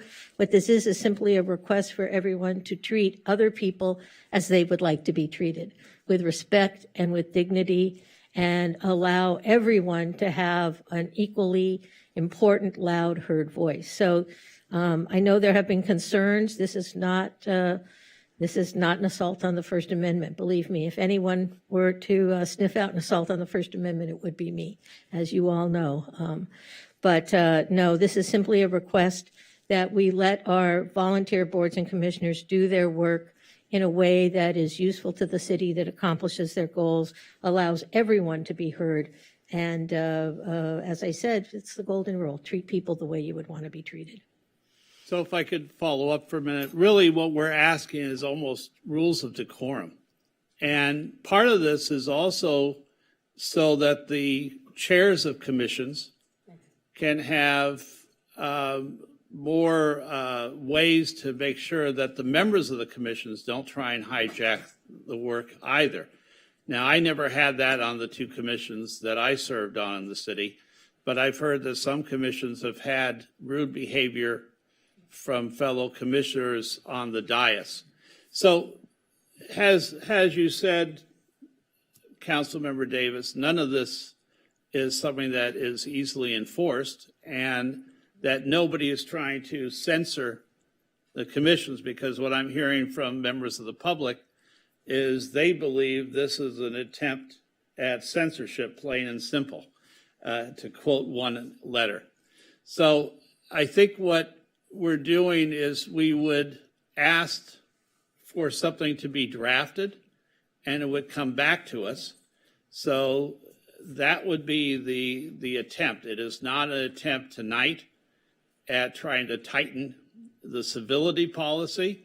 But I do think we all agree that in a commission that may meet at Ken Edwards or somewhere else, that the chair of the commission has to have some rules over fellow commissioners. And we hope, now we can't mandate, but we hope the public will be respectful toward members of residents who are volunteering to serve. So, but I want to make sure that everyone understands this is not an attempt to add censorship to our public discourse by any means at all. And all we're doing is we're asking something to be drafted that we will then look at and debate again. So may I ask a question, Oscar, before you go? So did you, the ad hoc, review our current civility policy before you made this recommendation and decided that our current policy was inadequate? If I recall, I believe specifically with regard to chairs, vice chairs, and sort of the commission members, there was some discussion about needing to sort of update the language. And then with regard to I saw the communications as well. And I mean, censorship wasn't even, remotely where we were going, just kind of putting more emphasis on the need to be more civil toward our neighbor and in sort of our proceedings. And so making that a little bit more explicit, I think is what we were thinking, but not in any way, asking anyone to alter what they would say and the points they were trying to make in their, allotted time or whatever. So I'm trying to understand, is what you're talking about, look, what I would like to see, and I hear what you're saying, a motion away from sort of the personal aspects and more towards the actual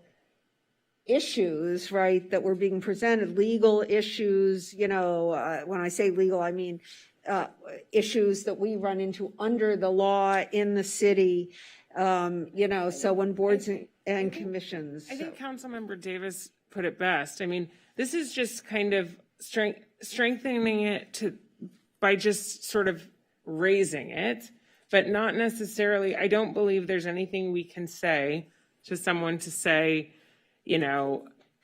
be nicer. If someone wants to make public comment that is intentionally hurtful or mean, there's nothing that we can do to change that. But we're just basically, adding to the agendas and making more of an explicit statement that this is the goal, is that we have a more civil discourse. If I can add, let's change this a little bit. We've had discussions from members of the public about commissions that cut them off, commission members or chairs that cut off members of the public. I look at this in addition to enhanced training for commission chairs and vice chairs and members of commissions as a way to make sure our commissioners are also civil to the public that they serve. And so I look at it in a different manner. If commissioners and chairs, we want to make sure that they understand civility and they understand the ways to make sure that the public, if they were here, I'm doing a virtual nod, were also heard and felt respected. So I think this goes both ways. And I don't think, maybe it's coming across as we're directing it toward the public, but I think we're directing it at all at commissioners, at board members, at the public entirely, and we're going to give enhanced training to commissioners and board members on rules of civility and how they should be conducting themselves from this treasured dais, whether it be here or Ken Edwards or wherever. Does that make it clear? Have you thought in making this recommendation to include specialized trainings for chairs and vice chairs of boards and commissions? It's somewhere in here. Or you don't have this, but it's clarifying expectations on civility and creating additional training for chairs and vice chairs. We can add that to the, we can combine that in. Yeah, I mean, I think that should be there. I think people need Yeah, training. and that's what I've been talking about, and I apologize that it's. Don't worry about it, but I Councilmember separated a couple of Delatorre things. has been waiting for quite a while, so let's hear what he has to say. Yeah, well, I think, culture trumps compliance any day, so. Culture Trumps compliance. So if we're trying to get people to act right, you have to create a culture within the organization that sets the tone. I think anytime that we put a civility policy, it's a little problematic because we have the power in government, right? And when people in power do things where the power is misused or uses it to punish, adversaries or so forth, which, I have experienced personally, it's very hard to tell the people and the public to be civil when you have all the power and you're disrespecting in a different way. You're not saying F you, but you're saying F you when you cut all their budget, for example. You know what I'm saying? So that's something that we should just be mindful of, that these policies really even calling it a policy. For the public, it should be sort of a decorum, an expectation. And within the commissions, I think when you train the chair and the vice chair and so forth, they set a tone. We call them agreements. Like we never even say rules. You know, we say this is something we all agree on, because we're trying to get to changing the culture, right? We're trying to get to establish a culture of how we treat each other and doing the government's work or doing the public's work. So I think, you know, it's problematic because the way that this was framed, it says here, for example, it says something along the lines of removing people. Okay, it says here, city clerk and city attorney will work to see how our civility policy can be strengthened and instituted with any additional trainings for chair and vice chair, update rules to include removal for members for misconduct. And that's, I think, where people, it's triggering sort of a reaction, you know, where people feel, wait a minute, you're going to start removing people if they're not civil. And that's, you know, if someone attacks me, somebody might think, oh, that's uncivil. If someone attacks an adversary, oh, that's civil, they deserve it, you know, and it's not right. You know, you have to figure out, it's just very, it's a lot of gray area there in terms of how we're going to go ahead and remove, you know, people for what type of for what type of behavior. Removal. If what you're saying is that you're against, we already have the right to remove people, but with our current policy, right? We can do it anytime. We appoint, and we, I believe, have the power to remove. The city attorney can correct me if I'm wrong. You mean members, he means the public, right? Well, that's the thing, is it's unclear. I'm talking about members of boards and We're talking commissions. about That's that what we you're appoint. talking about. That's what I'm talking about. Okay. Right. But what if, but there's two kinds, you're both talking about removal, but there's two kinds. There's the disruptive behavior of somebody present at a member of the public present at a meeting. There's rules to remove that person. And then there are rules, for instance, should a member of a commission be inherently disruptive and create a hostile setting, the council has the inherent authority to remove that person from their official position. Great. One quick question, and maybe someone knows this. Do we have other cities in the county that have these types of civility policies, or are we the only one that has that type of? And everybody has it. Some are more, I mean, I've looked at Yeah. them across the board. Because It the city- looks like every city has Yeah, something like this, and they just depending, some of them are more detailed, some are less detailed. But we all know, I mean, based on our experience, even those of you who, you know, that it is something that is very difficult to control. And that's why I'm asking about our existing civility policy, which admittedly doesn't do much good, but, you know, or it doesn't appear to me to do much good. But yes, so first Councilmember Brock and then Councilmember. I just want to finish by saying that I think that instead of a civility policy, if we did trainings on facilitation for the chair and the vice chair, that would stop all the problems. Because at some point, if someone's being disrespectful, you can, you know, I would take a break, time out. We'll be back in 10 minutes. Try to talk to that person and find a way to de-escalate. You know, we can train people to sort of create that culture that we're striving for. I just wanted to note that while the staff report may say something, that's not necessarily what we're moving on right now. So, for instance, I think either Councilmember McCowan or myself are going to move a policy, not a policy, but move for the extra training and move for an updated civility, whatever you want to call it, civility, recommendations. However, we are not looking at that report right now in terms of saying we're going to remove people. Right, I see that. I'm not sure we need to do that, and I think that would be further debate later. So the update rules to include removal from members for misconduct, the city council already has that power. So if the chair of a commission and the staff came to us and said, we have a constant issue with a person, I think we would do exactly what Councilmember Delatorre just said, which is talk to that person. See if we can facilitate a way that they can work within the commission so that the entire commission and the public benefits.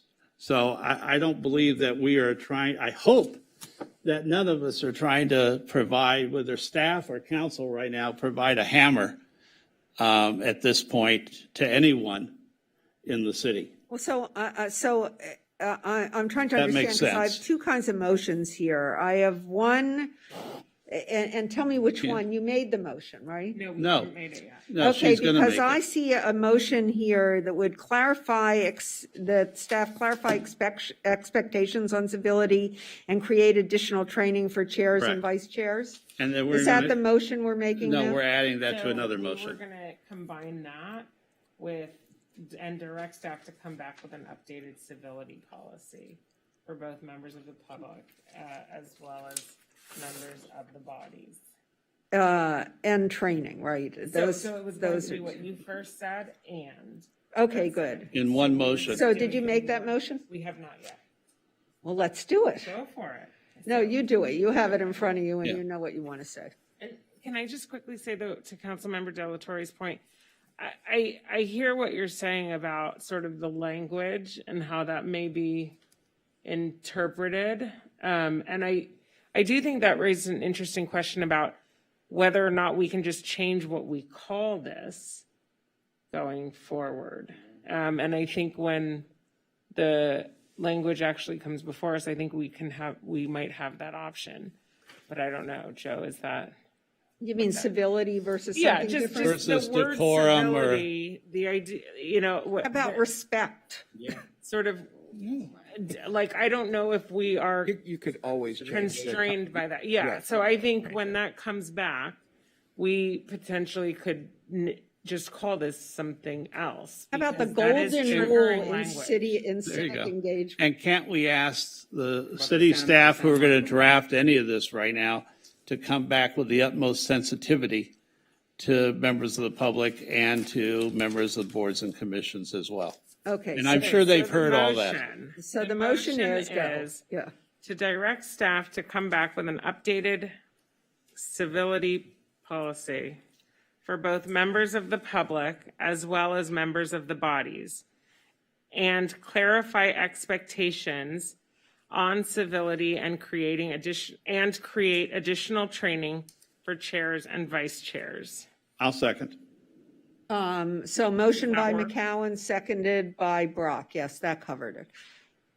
Looking at my various sets of things we would be moving. So it's not going to be accurate up there because we. It's okay. It's a combination of, I think it actually is. Anyway. 2E. It's I was, yeah. 1E and 3. I think it's E, yeah, right. It is E1E, right. It's 1E. And 3. And 3. Okay, good. And so who made the motion? Mayor? Made by McCowan, seconded by Brock. Is that right? Phil, you seconded? Yes. Okay, good. So any more discussion of this? I think we can have a lot of discussion down the road, but tonight is not the time. So let's have a roll call vote. Councilmember Parra? Yes. Councilmember Davis? Yes. Mayor Pro Tem McCowan? Yes. Councilmember Brock? Yes. Councilmember De La Torre? Yes. And Mayor Helmerich? Yes, so that passes 6-0. And council, before you go any further, I want to go back to the first motion that you guys made regarding the consolidation. I need you guys to, you can do it now, or, I prefer you do it now, to a name for the commission, the combined commission. We aren't going to do that tonight. We need to think, I think. To name it tonight? No. Okay. Okay, we aren't going to do that tonight. Okay, that's fine. Did you hear that, Tanya? That's asking for too much to I think name staff something. should just make a recommendation and then we can discuss it. A Don't just throw series it of open. recommenda- Okay. Staff should make a recommendation. Okay. Okay, who's next?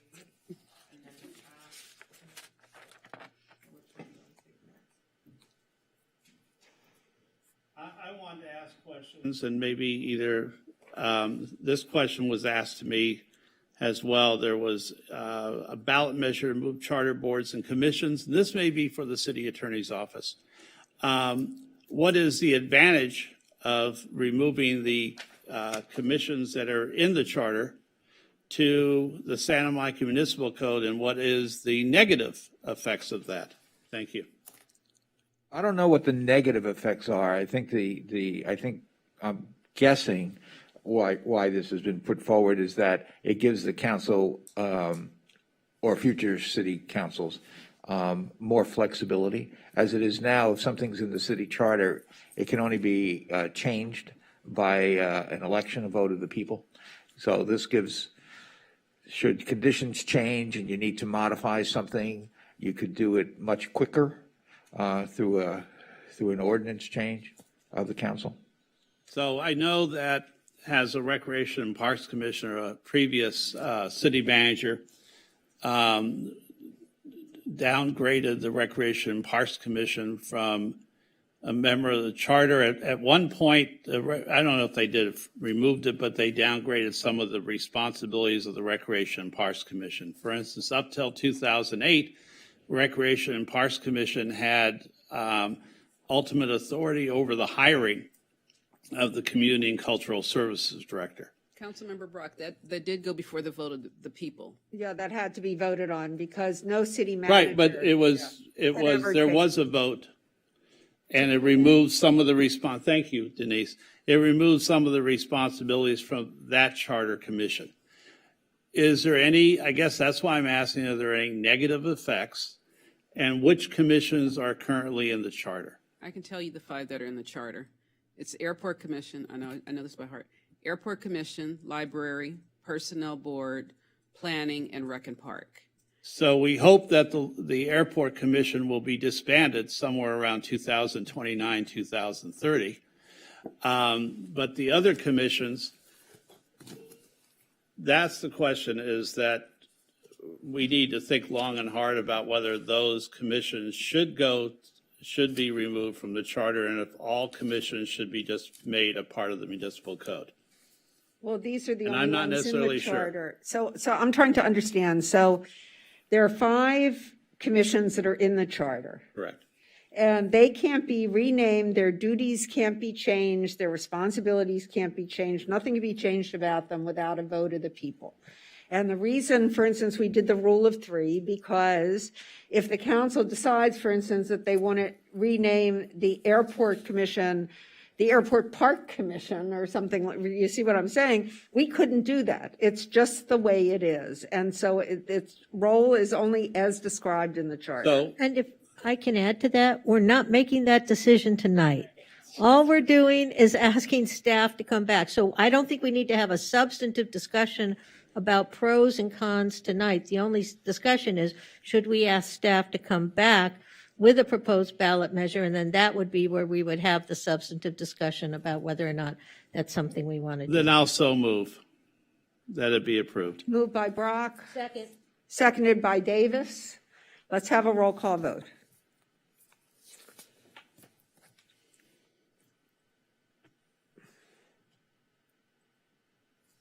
Councilmember De La Torre.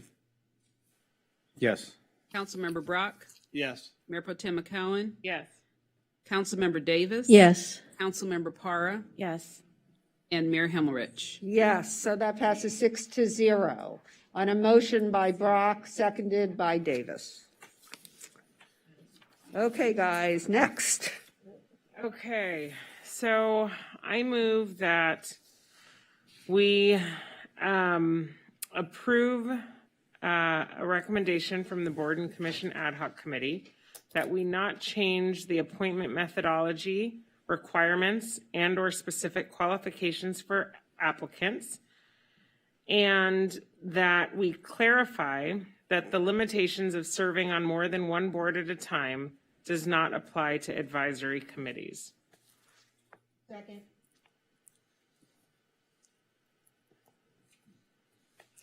Mayor Pro Tem McCollum, did you want to also add and make all the changes effective January Well, 1st?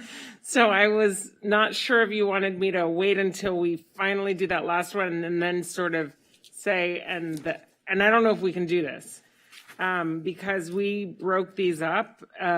Would there just be a separate motion at the end that says that all the recommendations from the boards and commissions the changes would become effective January 1? I think you've already approved. I think you've already voted for that. Okay, so I left that out. Yes, But if you need me to say it, we can add it. And if we aren't changing, do we really need a motion, or we just say we aren't, Oh. Well, no, all of these, so these that she just listed, the not changing the appointment methodology, the requirements, clarifying the limitations, and then also it was the civility. and making it That effective? one we had done earlier. I've already though. done that one, right. So it's just, so we'll incorporate those into the resolution when we come back. Yes. And basically, we just couldn't do this as one lump because we have B to take as its own separate thing. Right, so as I understand it, we don't really need, the things we aren't changing, we don't need to say we aren't changing. They just won't change. Is that right? That is correct. So that means that C, D, and C and D, which already exist and are already there, mean that we just aren't making any changes, Well, no, we right? do need to, so D, we do want to include that. We just need to Because make we the want to statement. clarify. Yeah. Because currently, it doesn't clarify that this does not apply to advisory committees. Okay, can you list all the advisory committees for me? I Please. don't have them right, I mean, we can get that for you, but I don't have it right now. It was the library. So what Friends of the examples- library, right? The field sports, right? Yes, field sports, Friends of the Library. Field Sports Advisory, you've got the Santa Monica Aquatics Advisory, you've got the Community Garden Advisory, Friends of the Library, Virginia Avenue Park Advisory Board. What, say that last one? Sorry, Virginia Avenue Park Oh, Advisory right. Board. But we don't appoint that. Who appoints that? The Rec and Park. The Those- Virginia the Avenue Park? The question really was a little bit different. It's just saying that you can be on one board or commission and you can serve on an advisory committee. That's why I want to know what they all are. There must be, I think there are more, aren't there? So we have four of those work with the Recreation and Parks Commission. Friends of the Library works with the Library Board. I think those are the ones I'm familiar with. And I think the reason this came forward is we recently had to ask a Virginia Avenue Park Advisory Board member who was appointed to the Arts Commission to vacate her position. And it didn't seem, particularly these advisory commissions are quite focused. I mean, the Aquatics Advisory could be a coach for one of the teams who could also be a really valuable member on the Social Services Commission, and would hate to lose them because of that. And they're not, to your point, not appointed by council. So we're just. But who have, look, I get that. I get that they're all, that those are all under Parks and Rec. But what about the Virginia Avenue Park Advisory Board? That is Recreation and Parks Commission. That's under Yes, Rec it and is. Parks? Okay. And then I would suppose would the Public Art Committee from the Arts Commission be part of that as well? Oh, that's true. Yes, yes.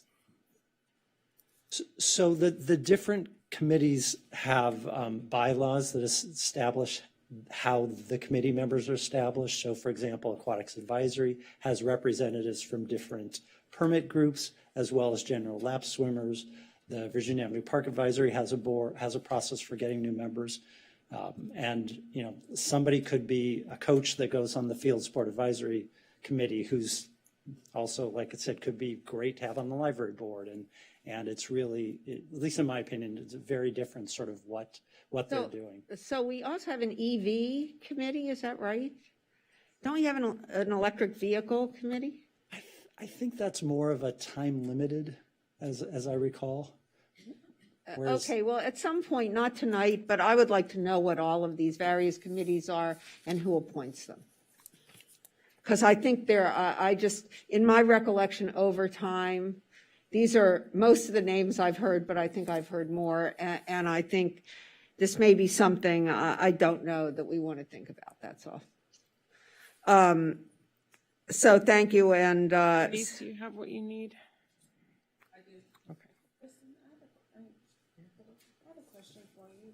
Before we, Councilmember Parra, I just called on. sorry, I just have a question before we vote on that. Are we also going to vote on some of the other recommendations that you guys were bringing forward to consider? So there will only be one left after this, which is the term limits. Got it. Yeah, That's I know what I that's was the gonna- one everyone's waiting on. Okay, thank So you. that'll Just go wanted to last. make sure. Okay, so do we have a motion and a second? I'm a little confused. Okay, so as I understand it, the motion is that serving on an advisory board does not disqualify somebody from serving on a regularly constituted board or commission. Is that the motion? Yes, and that I think we just added that we're not changing our appointment methodology or requirements because that came up sort of multiple times in council discussions. So we're just clarifying that that is staying the same so that when they come back with, Yes, and so is that what we're voting on now? Yes. Yeah, Yes. okay, good. Let's take a roll call. And unless anybody else has. Did you have a motion and a second? It's up Motion there. is by Mayor Pro Tem, Okay. and the second was by Beautiful. Councilmember Davis. Okay. Councilmember Parra. Yes. Councilmember Davis. Yes. Mayor Pro Tem McCowen. Yes. Councilmember Brock. Yes. Councilmember De La Torre. Yes. And Mayor Himmelrich. Yes, so that passes 6-0. And now, Back to the term limits. who's doing this? I was a strong proponent of term limits for members of all boards, all commissions, whether they be part of our city commissions or a board member delegate to another commission. So in this, the two specific are West Vector and Metropolitan Water District, and they presently have no term limits. The representative to Metropolitan Water District has served since the last century, 1996, and West Vector has served since 2001. The third is Clean Beaches, which would just be switching terms from 2-year terms to 2 4-year terms to be aligned with the rest of our boards and commissions. So I recommend that all of these three, Beaches, Vector, MWD, all be switched to 2 terms and a super term, a 2/3 vote of council. However, and then I believe that as much as I believe the members of West Vector and the member of MWD have served with distinction for 25 years and 19 years, 20 years, that this term that they have now should be their final term, and that we should advertise at the end of the term for new commissioners. Okay, so moved by Brock, seconded by McCowen. I wonder if it would be friendly to the maker to split this up, because I'd like to see one. I believe in term limits, but I've made it very clear that I believe that somebody who's honorably serving the city should be able to serve at. I didn't make it retroactive. You said it would start immediate. No, I didn't. I said at the end of their term. Okay, good. I am not. I didn't understand. No, I Okay, know good. that there is controversy over this. Yes. However, the members of the boards that we're discussing have served with honor, some for decades in our city. So to be honest, I don't know when their terms are up. And that's not Right, part of- no, I'm okay with it. That's not part of my I discussion. misunderstood what you said, because I thought you said would end like this January 1, 2022, so No. I'm okay, okay. And just really quickly to piggyback on, and that was, the reason this came back without sort of clear guidance on West Vector and MWD, and I don't know if Councilmember Davis will want to chime in on this, is there was some discussion about whether it's 2 4-year terms on each or 3 4-year terms. And the reason I seconded this is one, I agreed with what Councilmember Brock said, but also that there is always the option for a super term, just like with our other boards and commissions. I mean, I'm not a big fan of term limits in the first place, but it's clear that on this council and in the community right now, it seems to be the direction we've been heading in for some time. And so I think this aligns our other stuff while still recognizing that some of these really require someone staying on. So it wouldn't be my first preference, but it seems to be the direction that the city feels most comfortable going in. So, yes, Councilmember Davis. So I'm probably the most resistant to term limits. I'll tell a brief story. I'll borrow from Councilmember Brock's repertoire here. Someone asked former Representative Joseph Kennedy III if he believed in term limits for Congress people, and he said no, because if that were true, John Lewis would have been ejected from the House of Representatives 20 years ago. Term limits, yes, they get rid of the people you don't like. They also get rid of the people who do the most good. But I also agree with Mayor Pro Tem McCowan that there seems to be substantial support for term limits. And so as long as they're not retroactive, because we never have enacted a term limit that has ever been retroactive, then I'm willing to support this. I do think people need to understand the cons of this, as Councilmember Brock asked about something else. And there will be cons to this. And the con will be that our voice will not be as elevated as it would otherwise be. Both West Vector and Metropolitan Water Board, nobody else serving on those boards has term limits. And what that means is that seniority plays a very important role. And so while there are other people on those boards who have served longer than our representatives, and their voices will continue to be elevated, ours will not constantly, but every 8 or 12 years will be having a new person serving, and they will be again at the bottom of the pecking order on those boards while other people are moving up seniority wise. These are both very technical boards, and while it may not feel like because they're large boards we can make a difference, I think as Ms. Abdo pointed out, actually her vote made the difference in the selection of a new leadership for the MWB that is taking it, and I think in a direction that everyone agrees is a much better direction. And the vote was sufficiently close that Santa Monica's vote made the difference. So while I'm going to support the term limits, I think it's a loss for our city. I think it's a loss for our voice on these two boards. But as Mayor Pro Tem McCowan said, the handwriting's on the wall. So sometimes you can't fight City Hall, as they say. I have to mention, on the MWD board, there are only 4 commissioners who have served longer than 12 years. The majority of commissioners' service is somewhere around 6 years. So obviously, if that commissioner has a voice and is knowledgeable about the issues, they will find a way to make an impact, whether they're on the board for 1 year or 27 years. So I would disagree with that. And I also believe that with 94,000 residents of the city, some who were really knowledgeable and interested in water issues, that there will be candidates who will come aboard who will make a difference as well. And that's the same with Vector. So I want to give a chance for residents to be able to be included, to make sure that we're adding new voices who will also, we hope, will contribute to the boards and commissions. And those boards and commissions, their participation also helps them. This is a way for our residents to be involved in the processes of the city. And we have 94,000 people who are eligible. Thank you. I also want to say to anybody who's listening to this meeting or watching it later that we really need your help. These boards and commissions are advisory. We follow the advice, right? We ask for advice, and we need your advice.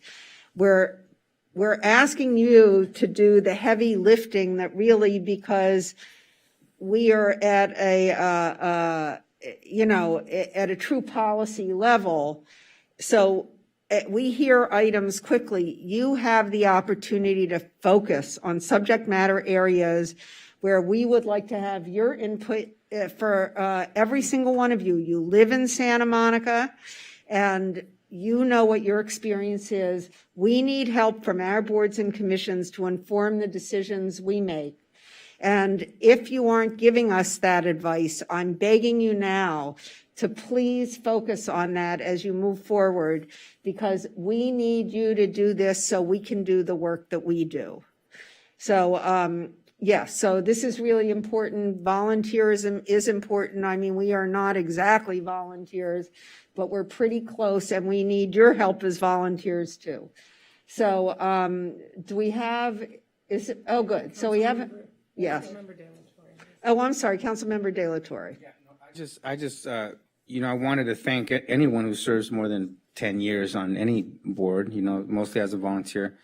But to those elders, I think it'd be important for them to think about mentoring and encouraging, replacements.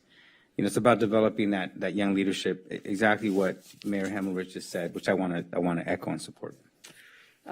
We're close to being we elders. Right? Anyway, yes, I got it. Any other comments? Good, let's have, I just I'm want sorry. to really quickly, since this is our last one, thank the city clerk's office for all of their help and support with the ad hoc, and to thank my fellow council colleagues, Councilmember Davis and Councilmember Brock. It was very fun spending so many extra hours with you. He says tongue in cheek. Yeah. Fun in quotations. No. No quotes on that one. And thank you both for doing this with me. And I think the whole council wants to thank the clerk's office for teeing this up, and Mr. Agel, who really had the laboring oar in figuring out how to go forward, and is going to have even more of the laboring oar moving forward. So thank you all, and let's have a roll call vote on this last item. Councilmember De La Torre. Yes. Councilmember Brock. Yes. Mayor Pro Tem McCowen. Yes. Councilmember Davis. Yes. Councilmember Para. Yes. And Mayor Hemmelrich. Yes, so that passes 6-0. And I believe that concludes That item. regular items. And now we are on, am I correct, 13? Yes. And the phone lines are open. Oh, right. And so the phone lines are open on item 13A. 13A, right? And boy, guys, if you need me to read the number again, here you go. 310-312-8173. Again, 310-312-8173. We're on 13A.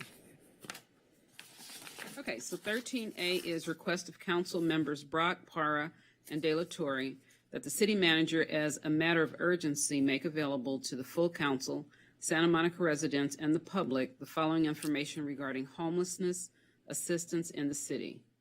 Contact information from members of the community who may encounter an individual or individuals experiencing homelessness and in need of assistance for shelter or a psychiatric mental health crisis. This information should include details gathered in response to inquiry from the Council Ad Hoc Commission on Homelessness. Should include local and regional street-based outreach teams and their contact information. Should include a map of street-based outreach teams' coverage and hours of operation in the city. Should include a map of public directory of all available public restrooms and hours of operation. Should include existing shelters and hygiene services for people experiencing homelessness or a medical or mental health crisis. Should include all existing funding sources for such services, and should include suggested opportunities to add new resources to the system of care, including but not limited to identifying city-owned land and sites that could provide additional temporary shelter capacity. So Councilmember Brock, Parr, or De La Torre, did you want to add to that? Sure, I'll start. So this is looks relatively comprehensive, but it was meant to be somewhat simple and easy for everything to be understood and read by the public, by our city council, and to make sure that our homeless street service providers and others were able to communicate with each other as well. I remain, and I know all of us on the dais do, so concerned about the issue of homelessness in the city, the people who are living on our streets, the people who are sometimes dying on our streets. I've heard over and over again from our street providers, people concerned, from our people on the beaches, from people all over the city, that people who are in homelessness, experiencing homelessness, or are in duress, or both, need to be spoken to every single day and offered services, offered help, offered addiction services, offered ways to get off the streets, ways to navigate through the process so they could receive a home or they could be reunited with their families, whatever it may be. I want to make sure, and I've asked this question, this was precipitated by a question I've asked the staff for off and on for 6 months, more insistently over the last couple of months, that I want to know where are street services, what are the areas they cover every day? And if there are pockets of our city that are not covered by a street team, by someone other than Santa Monica Police Department, that we find ways to provide coverage to those areas. The reason I want that made available to the public is because the public needs to raise their voices to help us help those in need. And for them to see that maybe a square mile, 2 square miles of our city are not covered by anybody reaching out to those in need every day, I think we need to change that. We need to provide those services. Now, I've talked in the past about providing services past business hours, that we also need services in the evenings, on weekends, that we need to do everything we can to alleviate the crisis on our streets. We know this is not our crisis. It is not Santa Monica's crisis. It is the federal government's crisis. It is the state's crisis. It's LA County's crisis. But we have that crisis in front of us 24 hours a day. So what I'm asking are some of the simpler items. Where are our street teams every day? What areas of the city do we need to develop funding for to help? Where can we lean on the county or the state for assistance? And in addition to that, the basic services that people in need deserve.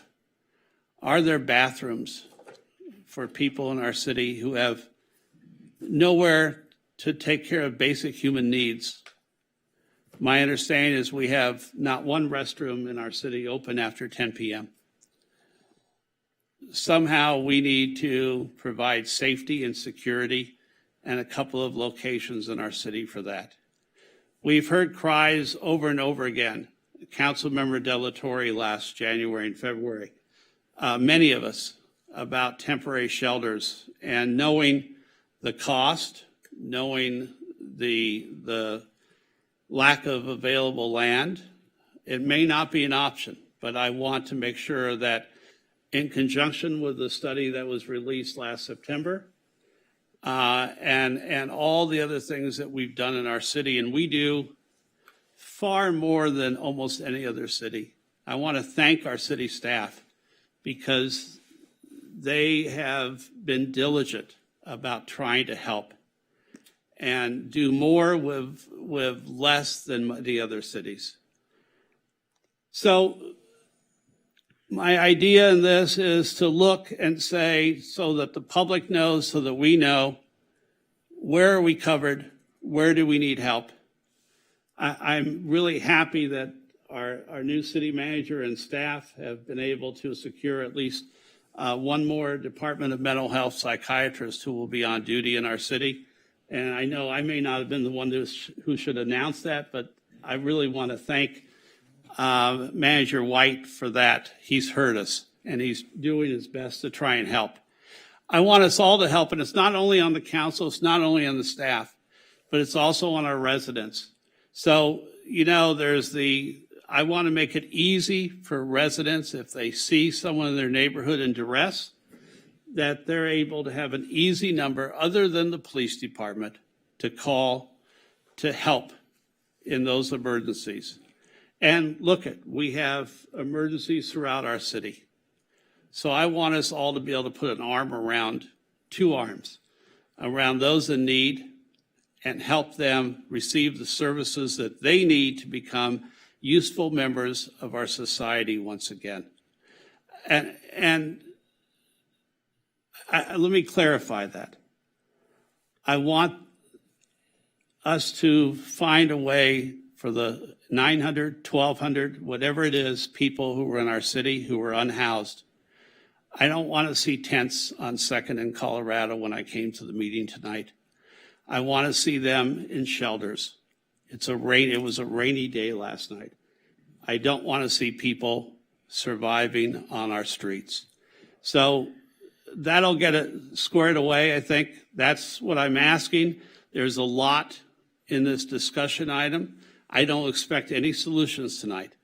I expect that staff will do their best to try and give us all easy to read, easy to digest data and maps, and that we start a more urgent discussion in our city. And I know we've had this discussion all year. Thank you.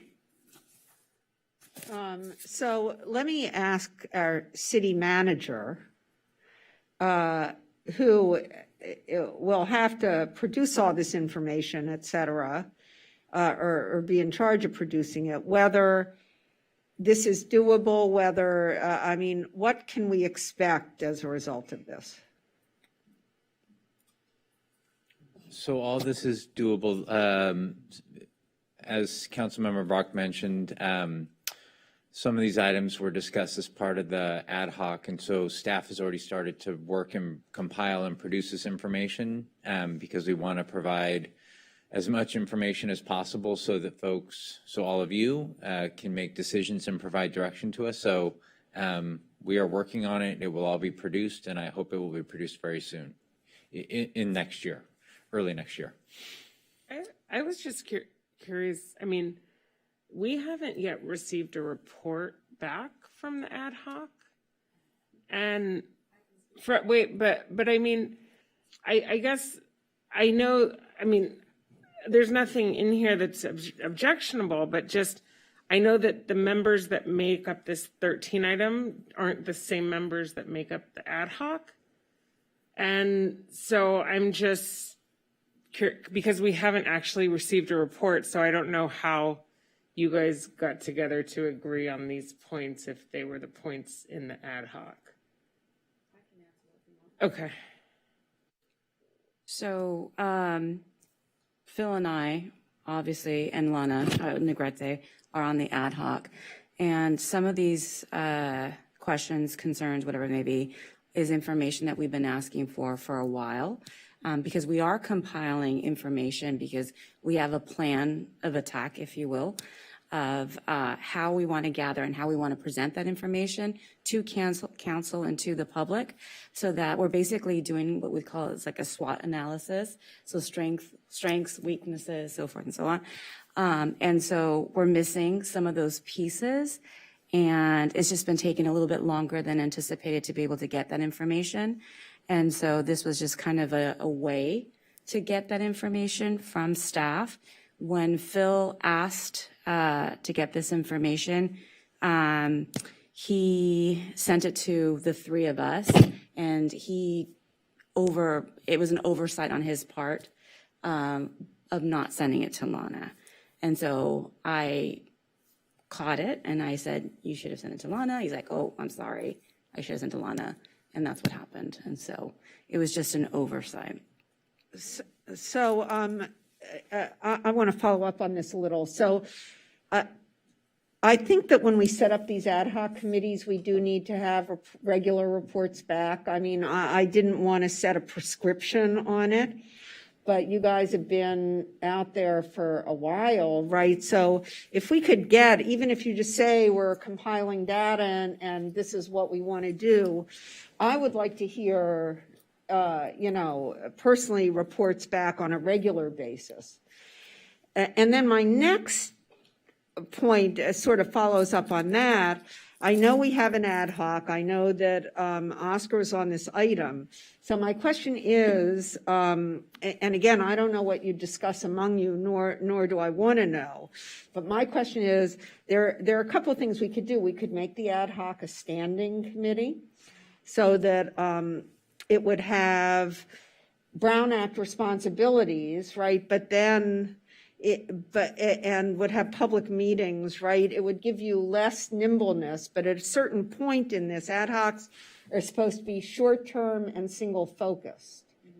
And I just want to make sure that we put this committee together correctly to help you guys accomplish what you want to do. So there are two things. One, I would like to know, on a regular basis what you're doing. But the second thing that I would like to know is whether this format for the committee is working for you or whether we should formalize the committee and either, look, we've had a couple discussions, we're getting information and Moss Adams is going to organize it for us in the audit committee. So arguably, we could dissolve the ad hoc. Each of us can work on the homeless issues as we move along.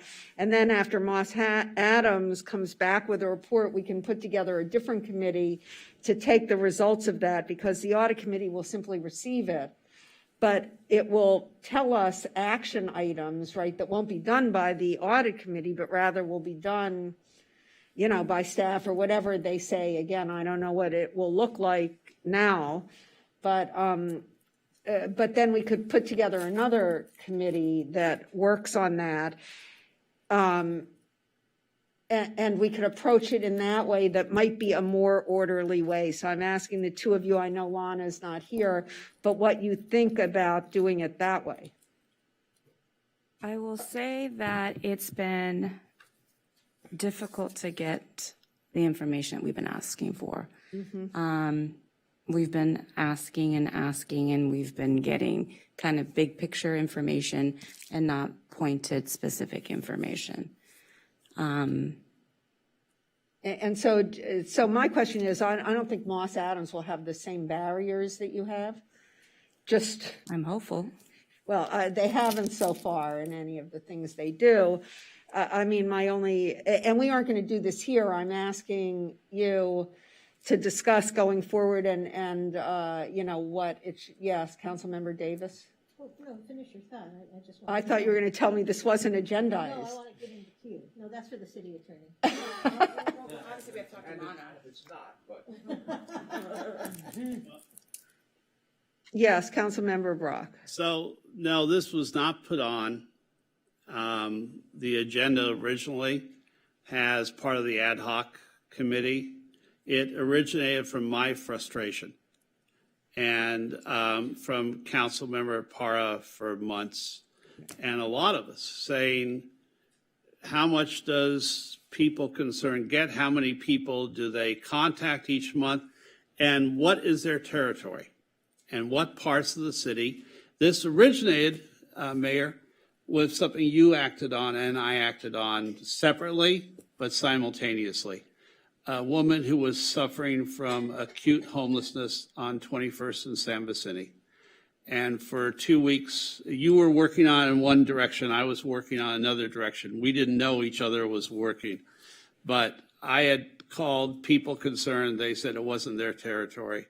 I had called West Coast Care, they said it wasn't their territory, but they would drive by. This woman, if you recall, remember, went from walking to just laying. Right. And it got worse and worse. And I called Maggie in Human Services and I said, who covers that area? I've called people concerned. I've called West Coast Care. And she said, St. Joseph Center. So I called St. Joseph Center. 5 days later, I got a call back from St. Joseph Center, and they said, well, yeah, we're there, but from city staff and others, I heard they're only in Santa Monica 3 hours a month, maybe, and that they were funded by the LA County Supervisor's Office. And I kept digging. Meanwhile, you acted and got that lady taken to care. And I was looking at the back end. Why don't we have anyone who's looking at homeless individuals throughout the city? And that's where this germinated from. I met with County Supervisor Kuehl's office in September, talked to them about the fact that if St. Joseph Center, which had one van covering Malibu, Brentwood, Mar Vista, Venice, Palms area, didn't have the ability to be in our city, could that funding that was meant for Santa Monica be diverted? And could we start a new street team? Could we use the Salvation Army, expand the people concern, expand West Coast Care, whatever? And I couldn't get anywhere. And that's where this frustration started.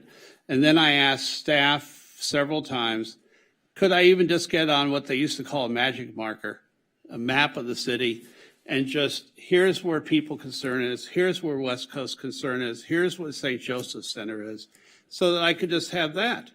Nothing typed, nothing, just, and I couldn't get that. And I asked that for months.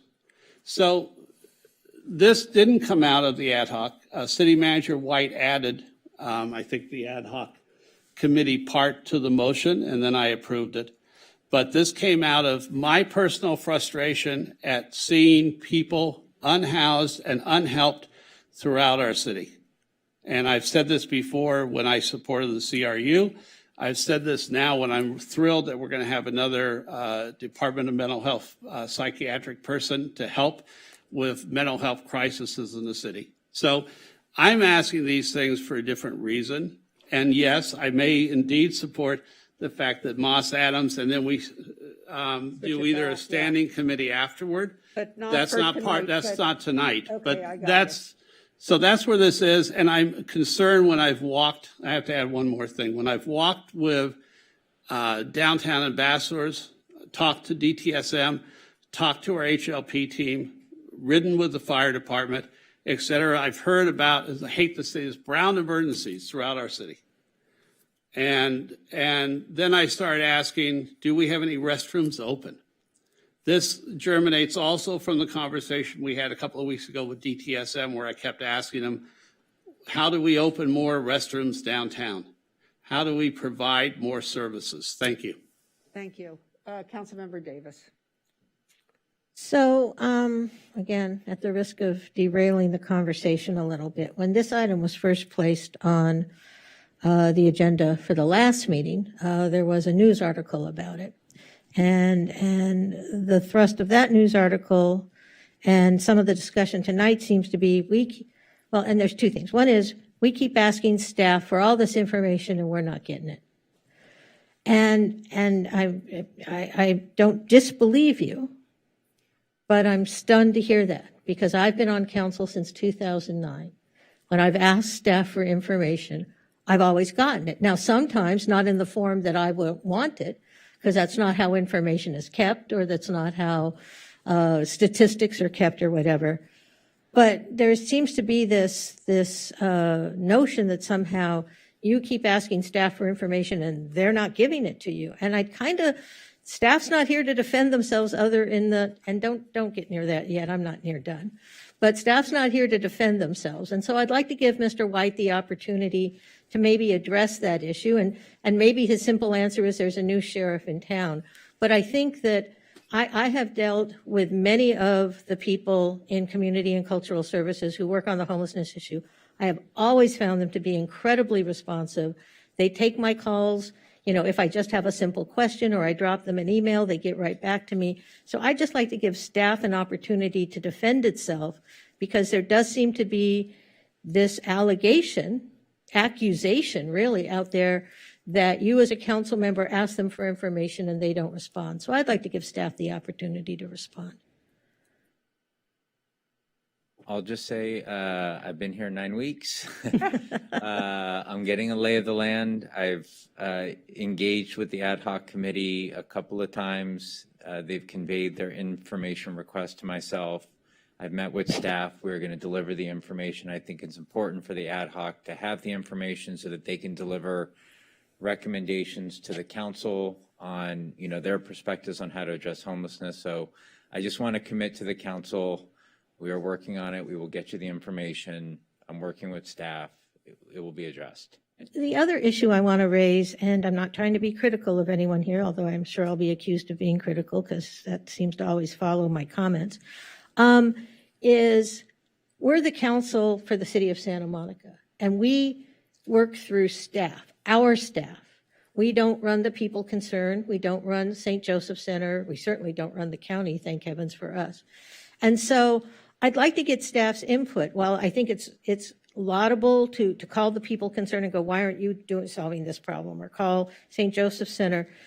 The issue is, it would seem to me that we would be providing better, more cohesive, and in all honesty, more accountable services if instead of each of us as council members calling up the people's concern and saying, I spotted a homeless individual, can you please come help, that we had a mechanism to work through staff with those groups, because, and Councilmember Brock, you pointed it out, you and Mayor Himmelrich were trying to address the same problem in different ways, which meant there were a lot of people spending energy trying to be responsive to you that, and I'm glad to hear the problem got solved. So I'm wondering if part of this could be setting up a process whereby council, instead of sort of calling everyone in the universe and trying to solve a particular problem, we could then have an opportunity to work directly with staff.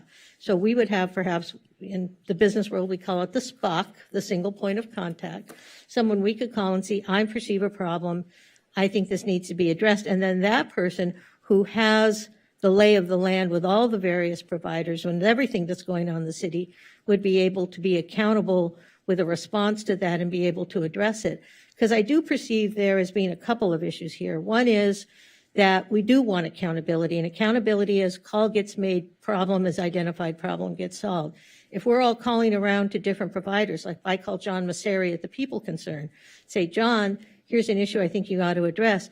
There's no accountability there because that has not been initiated through formal channels. I'm just a Santa Monica resident at that point calling him.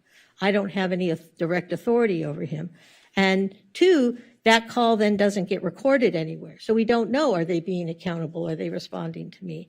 So I think there's an accountability issue, but I also think that there's an efficiency of resources. I don't think there's a person up on this dais that thinks that we couldn't spend a lot more time, energy, money on the problem of our unhoused neighbors. We know we need more resources. So we have to use whatever resources we have in the absolutely most efficient manner possible. And if we have people in various agencies as well as staff all working on the same problem without knowing that other people are working on the same problem, that's not efficient. That's not the way to get this problem solved. So I'm just wondering if, as part of this, staff is interested in trying to come up with maybe some, lack of a better term, way that the council can engage, the public and the council can engage in a way that uses resources more efficiently instead of all of us sort of trying to individually solve problems. So that's a question for staff. Councilmember Brock, do you want to, or Mr. White, do you want to? Yeah. So I think what I'm asking for is for centralization and to make sure that there is coverage throughout our city and rapid response when necessary. I made some calls because I floundered. I couldn't figure out who to call. Now, I didn't call John Masseri. I talked to the C3 team and members of that. And I called Maggie in Human Services. And I was directed to make other calls because of that call. It's not something that I am looking at and saying, maybe there's an issue. There is an issue. And I'm bringing this to our attention because I'm frankly kind of tired of this hearing. Let's put it off. We'll look at it. We'll keep discussing it when there are some issues that to me are urgent and a crisis and have been urgent and in a crisis. So I want us to provide more help, better help. I want us to look at methodologies that are used in other cities that may be working better than what we're doing. But I also want to identify, and the purpose of this, and in a simple way, the purpose of this was to identify gaps. So when I said, can you just give me a simple magic marker, marking pen drawing of the city, and let me see where are there areas where there's nobody except SMPD? Now, in addition, where the CRU may operate. What else can we do to fill those gaps? That's what I want residents to be able to come back and say, we need help at Clover Park. We need help at Virginia Avenue Park. We need help on Frank Street. We need help at Memorial Park. And we don't have any services that hit those areas. So to me, that's benign neglect. And I'm tired of benign neglect. So look I want us to do more. I want us to do it better. But I think first we have to be able to publicly say, this is an issue, this is an issue. Now, how do we solve that? How do we get a bathroom open somewhere in the city overnight to take care of those people who need to go to the bathroom? How do we find a way that if someone on 11th and Bay Street is having a crisis, that we dispatch not SMPD, but we have other people to dispatch? Do we need to increase the amount of funding to C3? Do we need to increase what another fund is or come up with another service? What else can we do to be more effective? That goes along, Councilmember Davis, with exactly what you're saying. But I don't want us just to go into study session for months on end. Some of these things are pretty simple. And some of these things, if we identify them, we can come back at the mid-year budget and try and pump more resources in if those resources will make a difference. So we have a crisis of unhoused people on our streets. I want them into rehab. I want them on lists for housing. And I've heard over and over again, from here to San Pedro, from downtown LA, everywhere I've been, and you've been, and everyone else, all of us have been, how do we find a way to provide those services? And one thing I keep hearing over and over again is someone has to contact someone who's homeless every day, offer them services. The repetition is a key. And if we only talk to someone once every 2 or 3 weeks, then that may be the reason. We have someone at Reed Park who's been there for 2 years, someone who's been on the north side of the pier for 4 years. Those are questions that I can't answer right now. But what I'm asking for in a very simplistic way is how do we provide some help to those people? Now, the physical parts will be answered by the Moss Adams report. And that's going to be a little bit longer. It'll say what deficiencies we have and hopefully where we're doing well. That's a great step that I think. Not just fiscal. I just. Well, no, I'm sorry. Okay. And I know Councilmember Parra started off her term asking for financial responsibility, find out how much the people concern God, how much, I don't know, Red Cross gets, whoever it might be, and where they are. And none of us felt over the last year that we really got easy to understand answers that our public could also easily understand and work with. And that to me is really the answer. The answer is to be able to involve 93,000 people in the solution and to hear their concerns about safety, security, and with homelessness, how do we help those people that they see on the street and that we all collectively try and provide assistance for? That's what I'm asking. It's pretty simple. Well, and I think you missed the point of my statement, and that's okay. I won't repeat it. Because I think everyone agrees that the problem of unhoused people is significant and we all need to address it. And we need to figure out a way how to spend our resources that we have more effectively, and also to the extent there's a way to identify additional resources to do so. But I'm just suggesting that as part of this, does it make sense, as we get more information back from our staff, to also try and figure out, as you say, a way for people to engage, but engage in a very efficient way. I'll just be honest and say, I think if we say, here's the phone number for Fred Smith at People Concern, and you should call them, my concern is we don't know how many phone calls Fred Smith is getting. We don't know what Fred Smith is doing when he gets those phone calls. We need to try and set up a way so there's no accountability. There needs to be accountability in the system, and there needs to be efficiency in the system, unless and until we have unlimited resources, and then maybe we don't care about efficiency. Councilmember Davis, aren't we discussing really the same thing? So may I interrupt you guys for a minute? I have been going to meetings of this Blue Ribbon Commission on Homelessness through the COG and also independently. This is an issue that I've been pretty immersed in for the last few years. I think that people understand that there's been a failure of LASA with the measure. I mean, there's a lot of money there, and it's not coming down to the cities. You hear it in these meetings. Everybody is very frustrated because everybody needs money to solve the problems. They need money. They need workers, right, who aren't jumping up to do this work, right? I mean, but there is an understanding in the county, and let's face it, all things spring from the county, because the county has health services and we don't. I mean, we don't have a health department. They have a health department. They have a Department of Mental Health. We don't have a Department of Mental Health. And let me just say, I hope we never do. But I think that throughout the county and the regions and cities that are more seriously affected than we are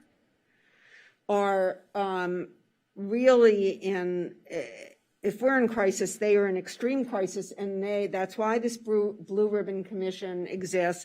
I believe they're coming, they're ending, and they're going to recommend. We all need to be supporting this Blue Ribbon Commission at every meeting with the supervisors, at every meeting, with LASA, to encourage that LASA really can't administer a program this big, and that the money needs to come down to lower levels, right? Because it's getting caught up in this big bureaucracy, right? And I can only tell you the San Gabriel Valley COG has done a really lot of work. They have a terrible problem there, and they have a lot of really cogent and substantive recommendations. I can distribute all of this to everybody. I'll send it to Denise, who can send it to you.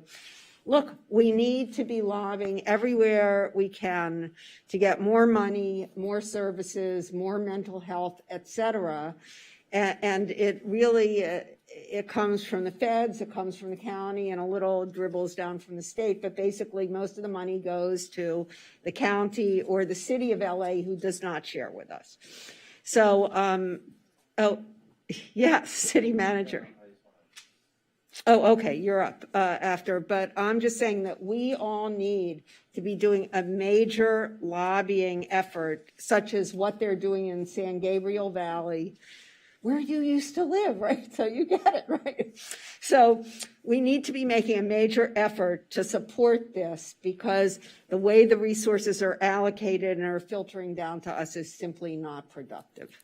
And now, I'm sorry, Mr. White. Thank you. So to go back to the original question, I perceive this conversation to be about gaps. So we, as an organization, under your leadership, do a lot to address homelessness. And the question is, what more can we do to address this crisis? Right now, what I would ask, or what I would really appreciate, is if there are areas of concern in the city, there are issues of homeless in the city that you as council members are hearing from constituents, or you are hearing or you are seeing would like addressed, please direct those comments to myself. I will also provide information to all of you about whom to contact, right? So I understand this conversation is about how to expand those points of contacts and to look at what we do. But for the time being, Councilmember Parr reminded me earlier today, if you see someone in urgent distress, immediate need, please call 911. So we have officers on the streets every day trained in de-escalation. They understand how to provide services. We have a homeless liaison program team also available throughout the city to help address issues of homelessness. We have other points of contact that I will make sure to make available of how to reach to the county. I understand some of those resources may not be immediately responsive. So again, this conversation is about what can we do to provide services, but I will make sure that the current contact information is in your hands. And again, I would ask, please send me the information if you're hearing from constituents or you have areas of concern. I will work with staff to make sure that those areas get addressed as we produce this information for you and as we continue to have this conversation about how to accelerate and provide more.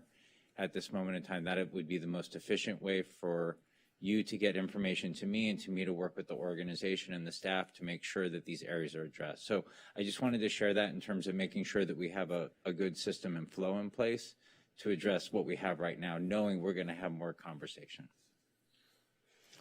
Thank you. Yes, Councilmember De La Torre and then Councilmember Parra. I was just thinking, maybe we all as city council members need to spend a whole day, like 7 in the morning till 8 p.m., visiting every service provider, talking to everybody involved and everything around homelessness. Like we would all have the same information in one day, and maybe that gets us to sort of a point of us, reconciling and understanding sort of how we're going to approach this problem because it's that big. The big question for me is, how do we monitor, program and how do we improve on our service delivery models and assess program effectiveness? And I think it comes down to data and how we gather the data. And I was even thinking, like, how do you even, monitor sort of all of the services, from contact, from outreach to referrals to follow through. One thing that the city does, we can't direct nonprofits directly, but we can direct sort of funding conditions. There's a lot of ways that the council can set expectations and staff can also drive outcomes and outputs within, our nonprofit partners.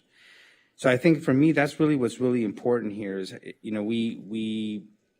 was looking at the webpage now. I know we had discussions back when we were talking about the RFP process and for grantees and how we haven't had, that type of application process for, I think, 8 years.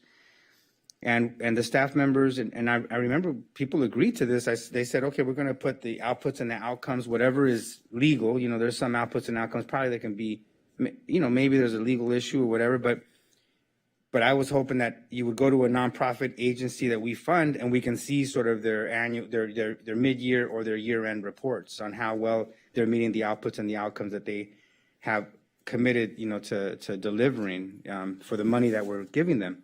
That's still not there, So, we need to staff needs to listen, to council, in terms of these questions of how we are accountable and transparent with public resources that we're investing to solve these very difficult problems. So, I appreciate the item, and I know that the ad hoc, this would only support the work of the ad hoc committee.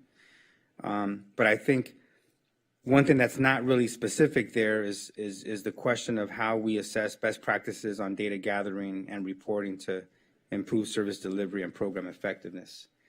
So I would just like to add that, if it's okay with everyone, so that we can give staff more specific direction on what we're trying to get to. Wait, you want to add to the 13 item? Yeah, just Turn, you're sitting right next to the city manager, so, so it's ask him if you add that, if it will add to how long it will take. Yeah. Something the ad hoc's already working on that? Okay. So it's just to support the work of assessing best practices on data gathering and reporting to monitor and improve service delivery and program effectiveness. I'm going to copy your notes. Yeah, I'll give it to you. I'll write. You know what? Let me write it for you, and I'll just give it to you. Thank you. Okay, good. So, and that's part now of the task.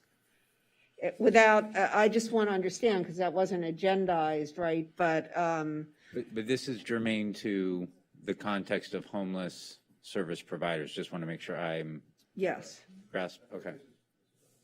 Yeah, so no, I just want to, I'm not worried at this point, Joe.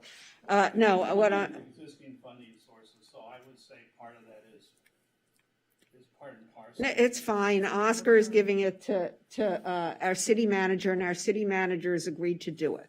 So there we go. So that problem solved. Are there any other issues? Oh, yeah, I'm sorry, Councilmember Parra.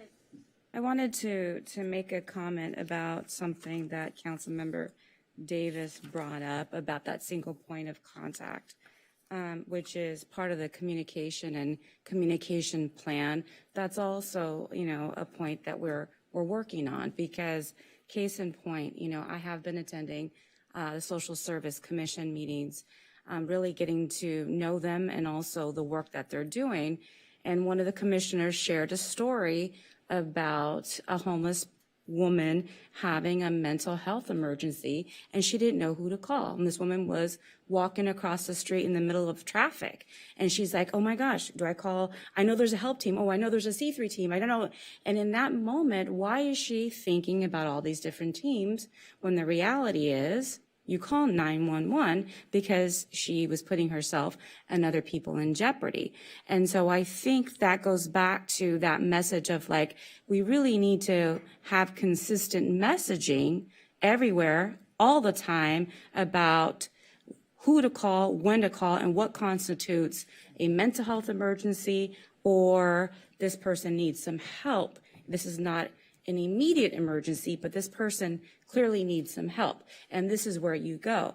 Now, looking at, our city website, weare.santamonica.gov, city staff has done a tremendous job on putting information in place about addressing homelessness, and there's a bunch of amazing resources here, and it's really well put together, and there's a lot of statistics and data, and I commend staff because I love this website and the way that it looks. But if we go back to that single point of contact and who do you call, it doesn't tell you to call city staff here. It tells you, well, if you're experiencing this, call LA HOP. If you're experiencing this, call the Jewish Center. If you're experiencing this, call St. Joseph Center. If you're a youth, call Safe Place for Youth. If you're a veteran, call New Direction for Veterans. So where does it say to call the city of Santa Monica for any type of support services if you are unhoused? So that is what I was talking about, and some of that information, this is a gap. So me personally, I'm not accusing staff. I want to work with staff. I want to talk to them and work with them to identify where those gaps are. And how do I support you as a council member? How do I support you and give you what you need so that you can be successful in helping us bridge that gap? That's where I'm coming from. I'm not coming from you're not doing your job. Where I'm coming from is I see this as a gap. I see this as we need to do something about this. So you tell me what you need. You tell me what you need, and I will help you make it happen. So I'm sorry if this is coming across in any other way to staff, because as a city employee myself, that is the last thing that I would ever do to another city employee. And I want to make that perfectly clear right here and now, that I am a collaborator and I'm here to be your ally and to work with you so that we can really affect change and move this forward. And so that's why I'm here, and that's why I'm part of this ad hoc committee, is that I want to affect change. This affects me, this affects you, and this affects all of us. And so I'm really thankful for the work, and there's a lot more to do, and there's always going to be a lot of work to do around this and this area. But these are the types of things that just from someone on the outside looking in, I'm identifying, and I want to work with you to solve. So thank you. Councilmember De La Torre. I think Councilwoman Parra really captures sort of the real sentiment, behind what we're trying to accomplish here tonight with this 13 item, is to be collaborative, to seek information, to close those gaps, but ultimately work in partnership, to be allies, with staff and partners with staff. And so in that spirit, I'd like to make a motion that we approve the 13 item with the minor sentence that I provided the city manager I around second. data. And I just want to, again, check with the city manager to make sure that this is a deliverable that's deliverable. We have 2 callers. Oh, we have, oh, good. Okay, let's hear from our callers. And they aren't for 14, they're actually No, for they're this for item. 13A. Huh? They're for 13A. Okay, good. Thank you. Welcome, Denise Barton. You're in the meeting and your time starts now. Good evening. I too can relate to having a hard time getting information about OPCC, the people concerned, before the pandemic. So hearing that council members are having a hard time getting information, data, and statistics doesn't surprise me. But I'm sure city staff will continue chiming. It's so much work, we don't have enough employees. But as I said, I had the same problem before the pandemic. Now, why would the city not want anyone to have that information? Unless, of course, the C3 team is not doing what they've been paid for, which would also explain them not filling out all the information they're supposed to in their paperwork. I also have to question the people concerns practice of only letting people do dual diagnosis stay at San Michelle. Would that be for financial reasons? And how many homeless people are unable to get help because of this practice? Or what about the other services that are supposed to help the homeless in Santa Monica? Again, there's no accountability for the spending of taxpayers' funds in this situation either. Although the real question is, why would the city continue working with homeless services that don't seem to really help the homeless? I mean, you've been doing the same thing for 30 years now, and it doesn't seem to be working well. Why not try something new? Like the Sheriff's Department did a great job in Venice and at the VA. Why wouldn't that work here again? Thank you. Thank you, Ms. Barton. Welcome, Jonathan Foster. You're in the meeting and your time starts now. Hi, Jonathan Foster on this concept. And I've been homeless for 21 years here. And when I came, I did not expect that this would take place. And I have an enormous amount of help from the family that I came out of. One of the things that I wanted to say, everybody's looking for resources. This concept on homelessness is addressable. I think the mental capacity of the nation doesn't understand what to do. I think everybody is blind on how to address this issue. It's very simple. And because I'm homeless and people think I'm, not listenable, you don't need to listen to that drummer guy. When actually I'm the guy who has all of the answers to a lot of these issues that we face. And I think, though, Councilmember Brock, thank you for doing this, This is really great. And one of the issues, though, I went to Rancho Park and went through their system. I got a EBT card, and I could tell you I wanted to kick all them people right off the cliff because they pissed me off so much. And they have done this to homeless to the point where homeless doesn't want a handout. They don't want to talk to you. They don't want to talk to the state. The state has been mean to them. The other people around the homeless environment, violent, mean, so nobody wants to go in and get any services. That's what happened to me. I think that what happened at Rancho Park was absolutely mean. No one needed to treat me like that. And this is one of the things that's happening. If I have enough time, I don't know if I can put this in, but Elon Musk, not from here, has more money than anybody who is from here and isn't helping anyone here. Yeah, Mr. Foster, I just want to say to you that you do not have to go to Rancho Park anymore to apply for services. You can apply for services in Santa Monica. If you want to know more about it, I think you can contact the city. So thank you for your comments. And do we have any more callers? We have one more caller. Thank you. Welcome, Shannon Yoshikawa. You're in the meeting and your time starts now. Yes, hi. My thoughts on the matter is the following. If you can streamline something between the city, state, and the county, that would be great, whether it's online or anything else.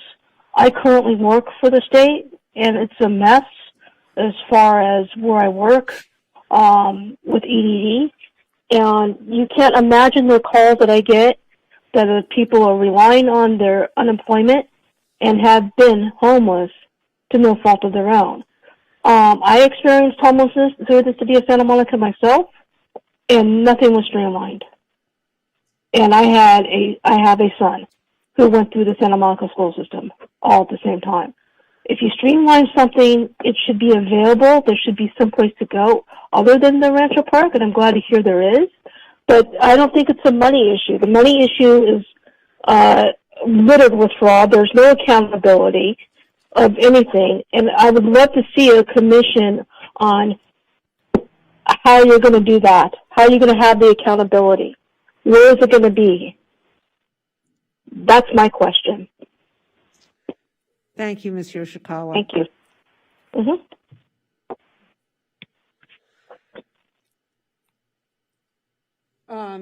That was the last caller. Great. And do we have any more comments on this item? Then let's take a roll call vote. We have a motion by De La Torre, seconded by Brock. Councilmember Para, Yes. Councilmember Davis. Yes. Mayor Pro Tem McCowen. Yes. Councilmember Brock. Yes. Councilmember De La Torre. Yes. And Mayor Himmelrich. Yes, so that passes 6-0. And I believe that this concludes that 13 item, and we're on to public comment. Is that correct? That is correct. Thank So you. we now have public input. Public comment is permitted on items not on the agenda that are within the subject matter jurisdiction of the city. State law prohibits the city council from taking any action on items not listed on the agenda, including issues raised under this agenda item. And I believe we have 2 callers.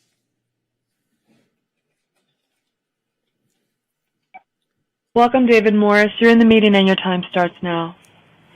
Yeah, I'd like to make a comment concerning the Housing Commission and the actual swearing in or voting in of the commissioners or appointing of the commissioners to the commissions in general.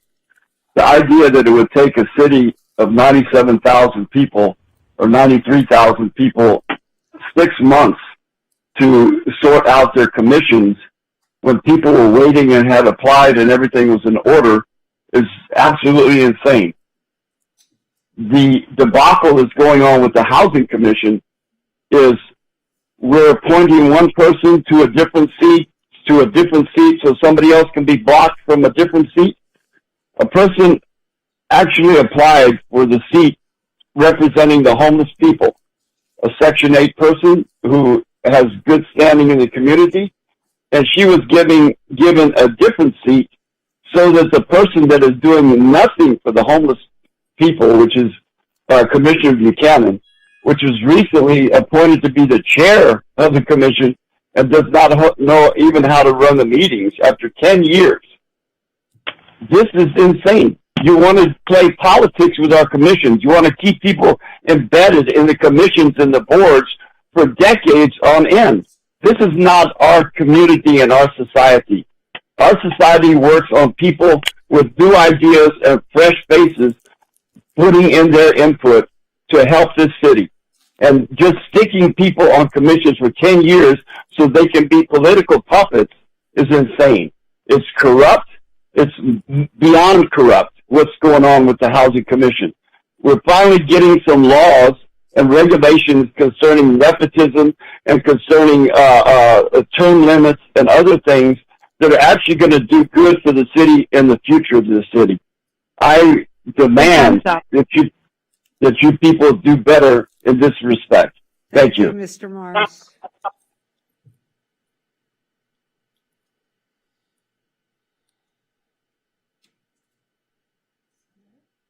No, there's one more, right? Didn't you say there's one more? There's 3. There's 4 more. Welcome, Teresa Morosco. You're in the meeting and your time starts now. Good evening, council members and Mayor Himmelrich. This is Teresa Morosco, and I'm calling in to once again say thank you for appointing me to the Housing Commission. I'm just restating what you already know. I'm both excited and honored to be able to work with all of you and my fellow commissioners. However, I would like to publicly address the issue of being appointed to the 4-year position and not the 2-year designated seat that I expressly applied for. I'm confused as to how I was appointed to the 4-year position, as I marked on my application that I was applying for the seat as a Section 8 voucher holder who was formerly homeless, and I was homeless just a little over a year ago. So I was newly homeless. It's my understanding that the designated seat has the greatest impact on the community I applied to serve, which is subsidized tenants and the homeless. I also understand that once I've been confirmed in a 4-year position, I will not be able to apply for the 2-year seat in the future. Aside from lived experience, I have worked most of my career as a paraprofessional in the legal field assisting vulnerable communities such as domestic violence victims, the indigent, homeless individuals and families, the elderly and the disabled. Both my professional and lived experience has provided me the expertise and knowledge needed to specifically serve the impacted community regarding fair housing rights, housing insecurity, and homelessness. Therefore, I am humbly requesting that the council consider reappointing me for the designated 2-year position on January 11, 2022. Thank you.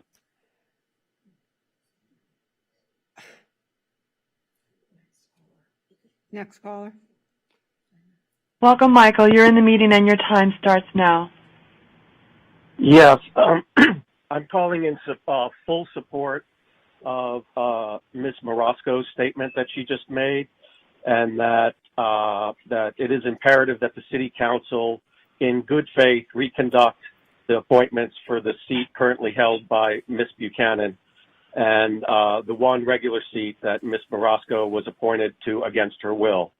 I support a lot of what the public comment has been on this about redoing this. The spirit of the moment is term limits, trying to end or curb favoritism, nepotism, conflict of interest, and I think we ought to honor the spirit of the moment. And I mean, Ms. Buchanan has been there for 10 years. She was homeless over 10 years ago. This position, this spot on the commission is meant for Teresa Morosco to inhabit. So, and also there's been essentially a vote of no confidence of Ms. Buchanan of that seat by many members of the public over the past several months as this has been drawn out. So I urge the City Council to redo this, make it right, and get the public to gain a little more trust in the way things are conducted, because this has a very bad smell to it. It just seems very much like insider political maneuvering to get people in the Housing Commission that are pro or anti-slow growth and pro-development. Thank you.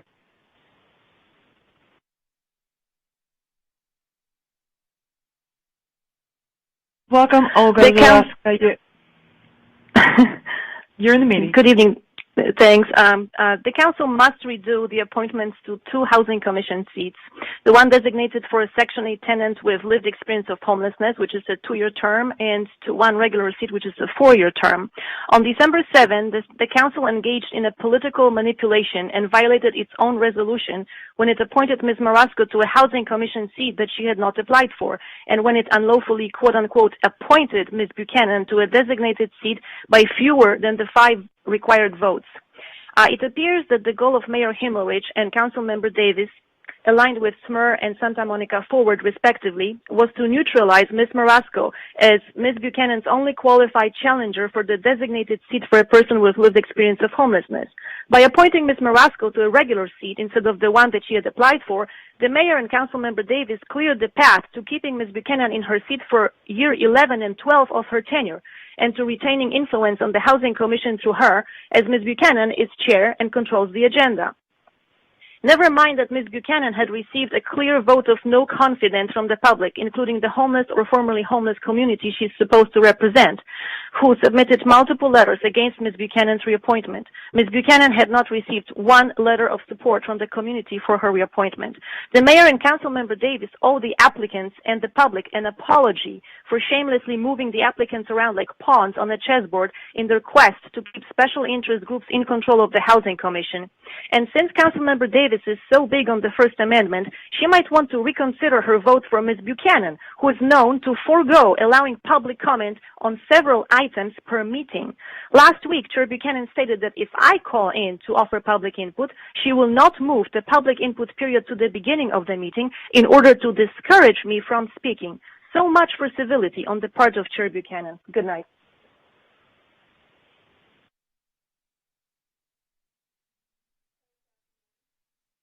Welcome, Michelle Gray. You're in the meeting and your time starts now. Thank you, council members, for hearing me this evening. I am currently homeless in Santa Monica. I actually think I'm one of the few people who deliberately moved here with a plan and a Section 8 housing voucher. And between difficulties with the housing authority and source of income discrimination by property owners and rental agents within Santa Monica, I am still not housed. But I appreciate item 13A, and I'm calling to ask that you do what you can right now to remedy at least part of the situation in addressing homelessness in Santa Monica by redoing the two appointments, as the other public commenters have stated, the two appointments to the Housing Commission. My understanding is that the 2-year seat that Teresa Marasco applied for has an outsized role to play in representing the interests of homeless people in Santa Monica. And I also understand that the person who has been appointed to that role actually didn't receive the required number of votes in order to secure that position. So I'm asking that you please redo the appointments. Please appoint Teresa Marasco to the 2-year seat in order to best represent our interests in Santa Monica, and to reappoint what would then be a vacant seat, general 4-year term seat on the Housing Commission. Thank you very much. Denise, will you hold the next call for a moment? Because Can you hold the call for a second? Yeah, because I think that there's a misconception, and I don't know who to turn to about this, but because there are minimum requirements for a seat on a commission doesn't make it any different than any other seat. Everybody has one vote, the same power, and the same responsibility as a member of a commission. There are seats on Building and Safety Commission, on other commissions that have minimum requirements imposed by other laws. But each commissioner within the commission is an equal participant in the commission, and their status as an appointee for a seat with special qualifications doesn't make them more important or less important, or give them more of a voice or less of a voice than any other commission member. That is correct. Is that correct, Madam Clerk? That is correct. Right, so you are who you are, and the only difference is whether you have 2 years or 4 years. Correct. Thank you.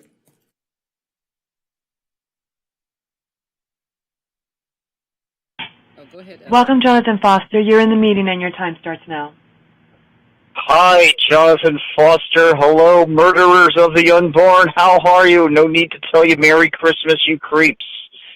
Boy, I tell you, people, there's a problem with the order of the meeting, what I've been seeing, about how there's public comment, and then it goes to all the council members, and then y'all make comments that I want to comment on, and I can't because we're past public comment, and the dirt that comes out of your mouths after you did the 6A with the 11 feet and the massage parlor and wanted to open a bar with those people, and then you people, it like insulted those owners of that hotel, like they had done something wrong. Don't you remember when the George Floyd stuff happened and they like burnt down some buildings and looted stuff? Come on, guys. I've been so let down by this version of the council. I thought the past versions were bad for getting rid of the Christmas menorals that used to sit on Palisades Park with that creep that was the attorney. And yet there's the other half of that creep is still here, that creep over there. You people are creeps. This town is a creep. I didn't know that this town was this creepy until you've been here for 21 years. See how creepy this place is called Santa Monica. I can't believe that this is what happens here. That there are people like you here that would vote for murdering people and promote irresponsibility. Hey, baby, I can knock you up, but if we don't want the baby, we can just get rid of it. You people make Christmas the most disgusting thing to think about. When I think about who this council is and what you people think is right. Thinking about Eve and Adam, right in the Bible, you got 5 women over there going against God and 2 guys going along with the 5 girls. What are you 2 good for? Your time is up. Thank you, Mr. Foster. No more callers. And on that note, happy holidays to, yes, to us, no, but, and happy birthday to Phil and whoever else has a celebration. Oh, and our city manager, David White. And our next meeting is Tuesday, January 11th at 5:30 p.m. This meeting is adjourned.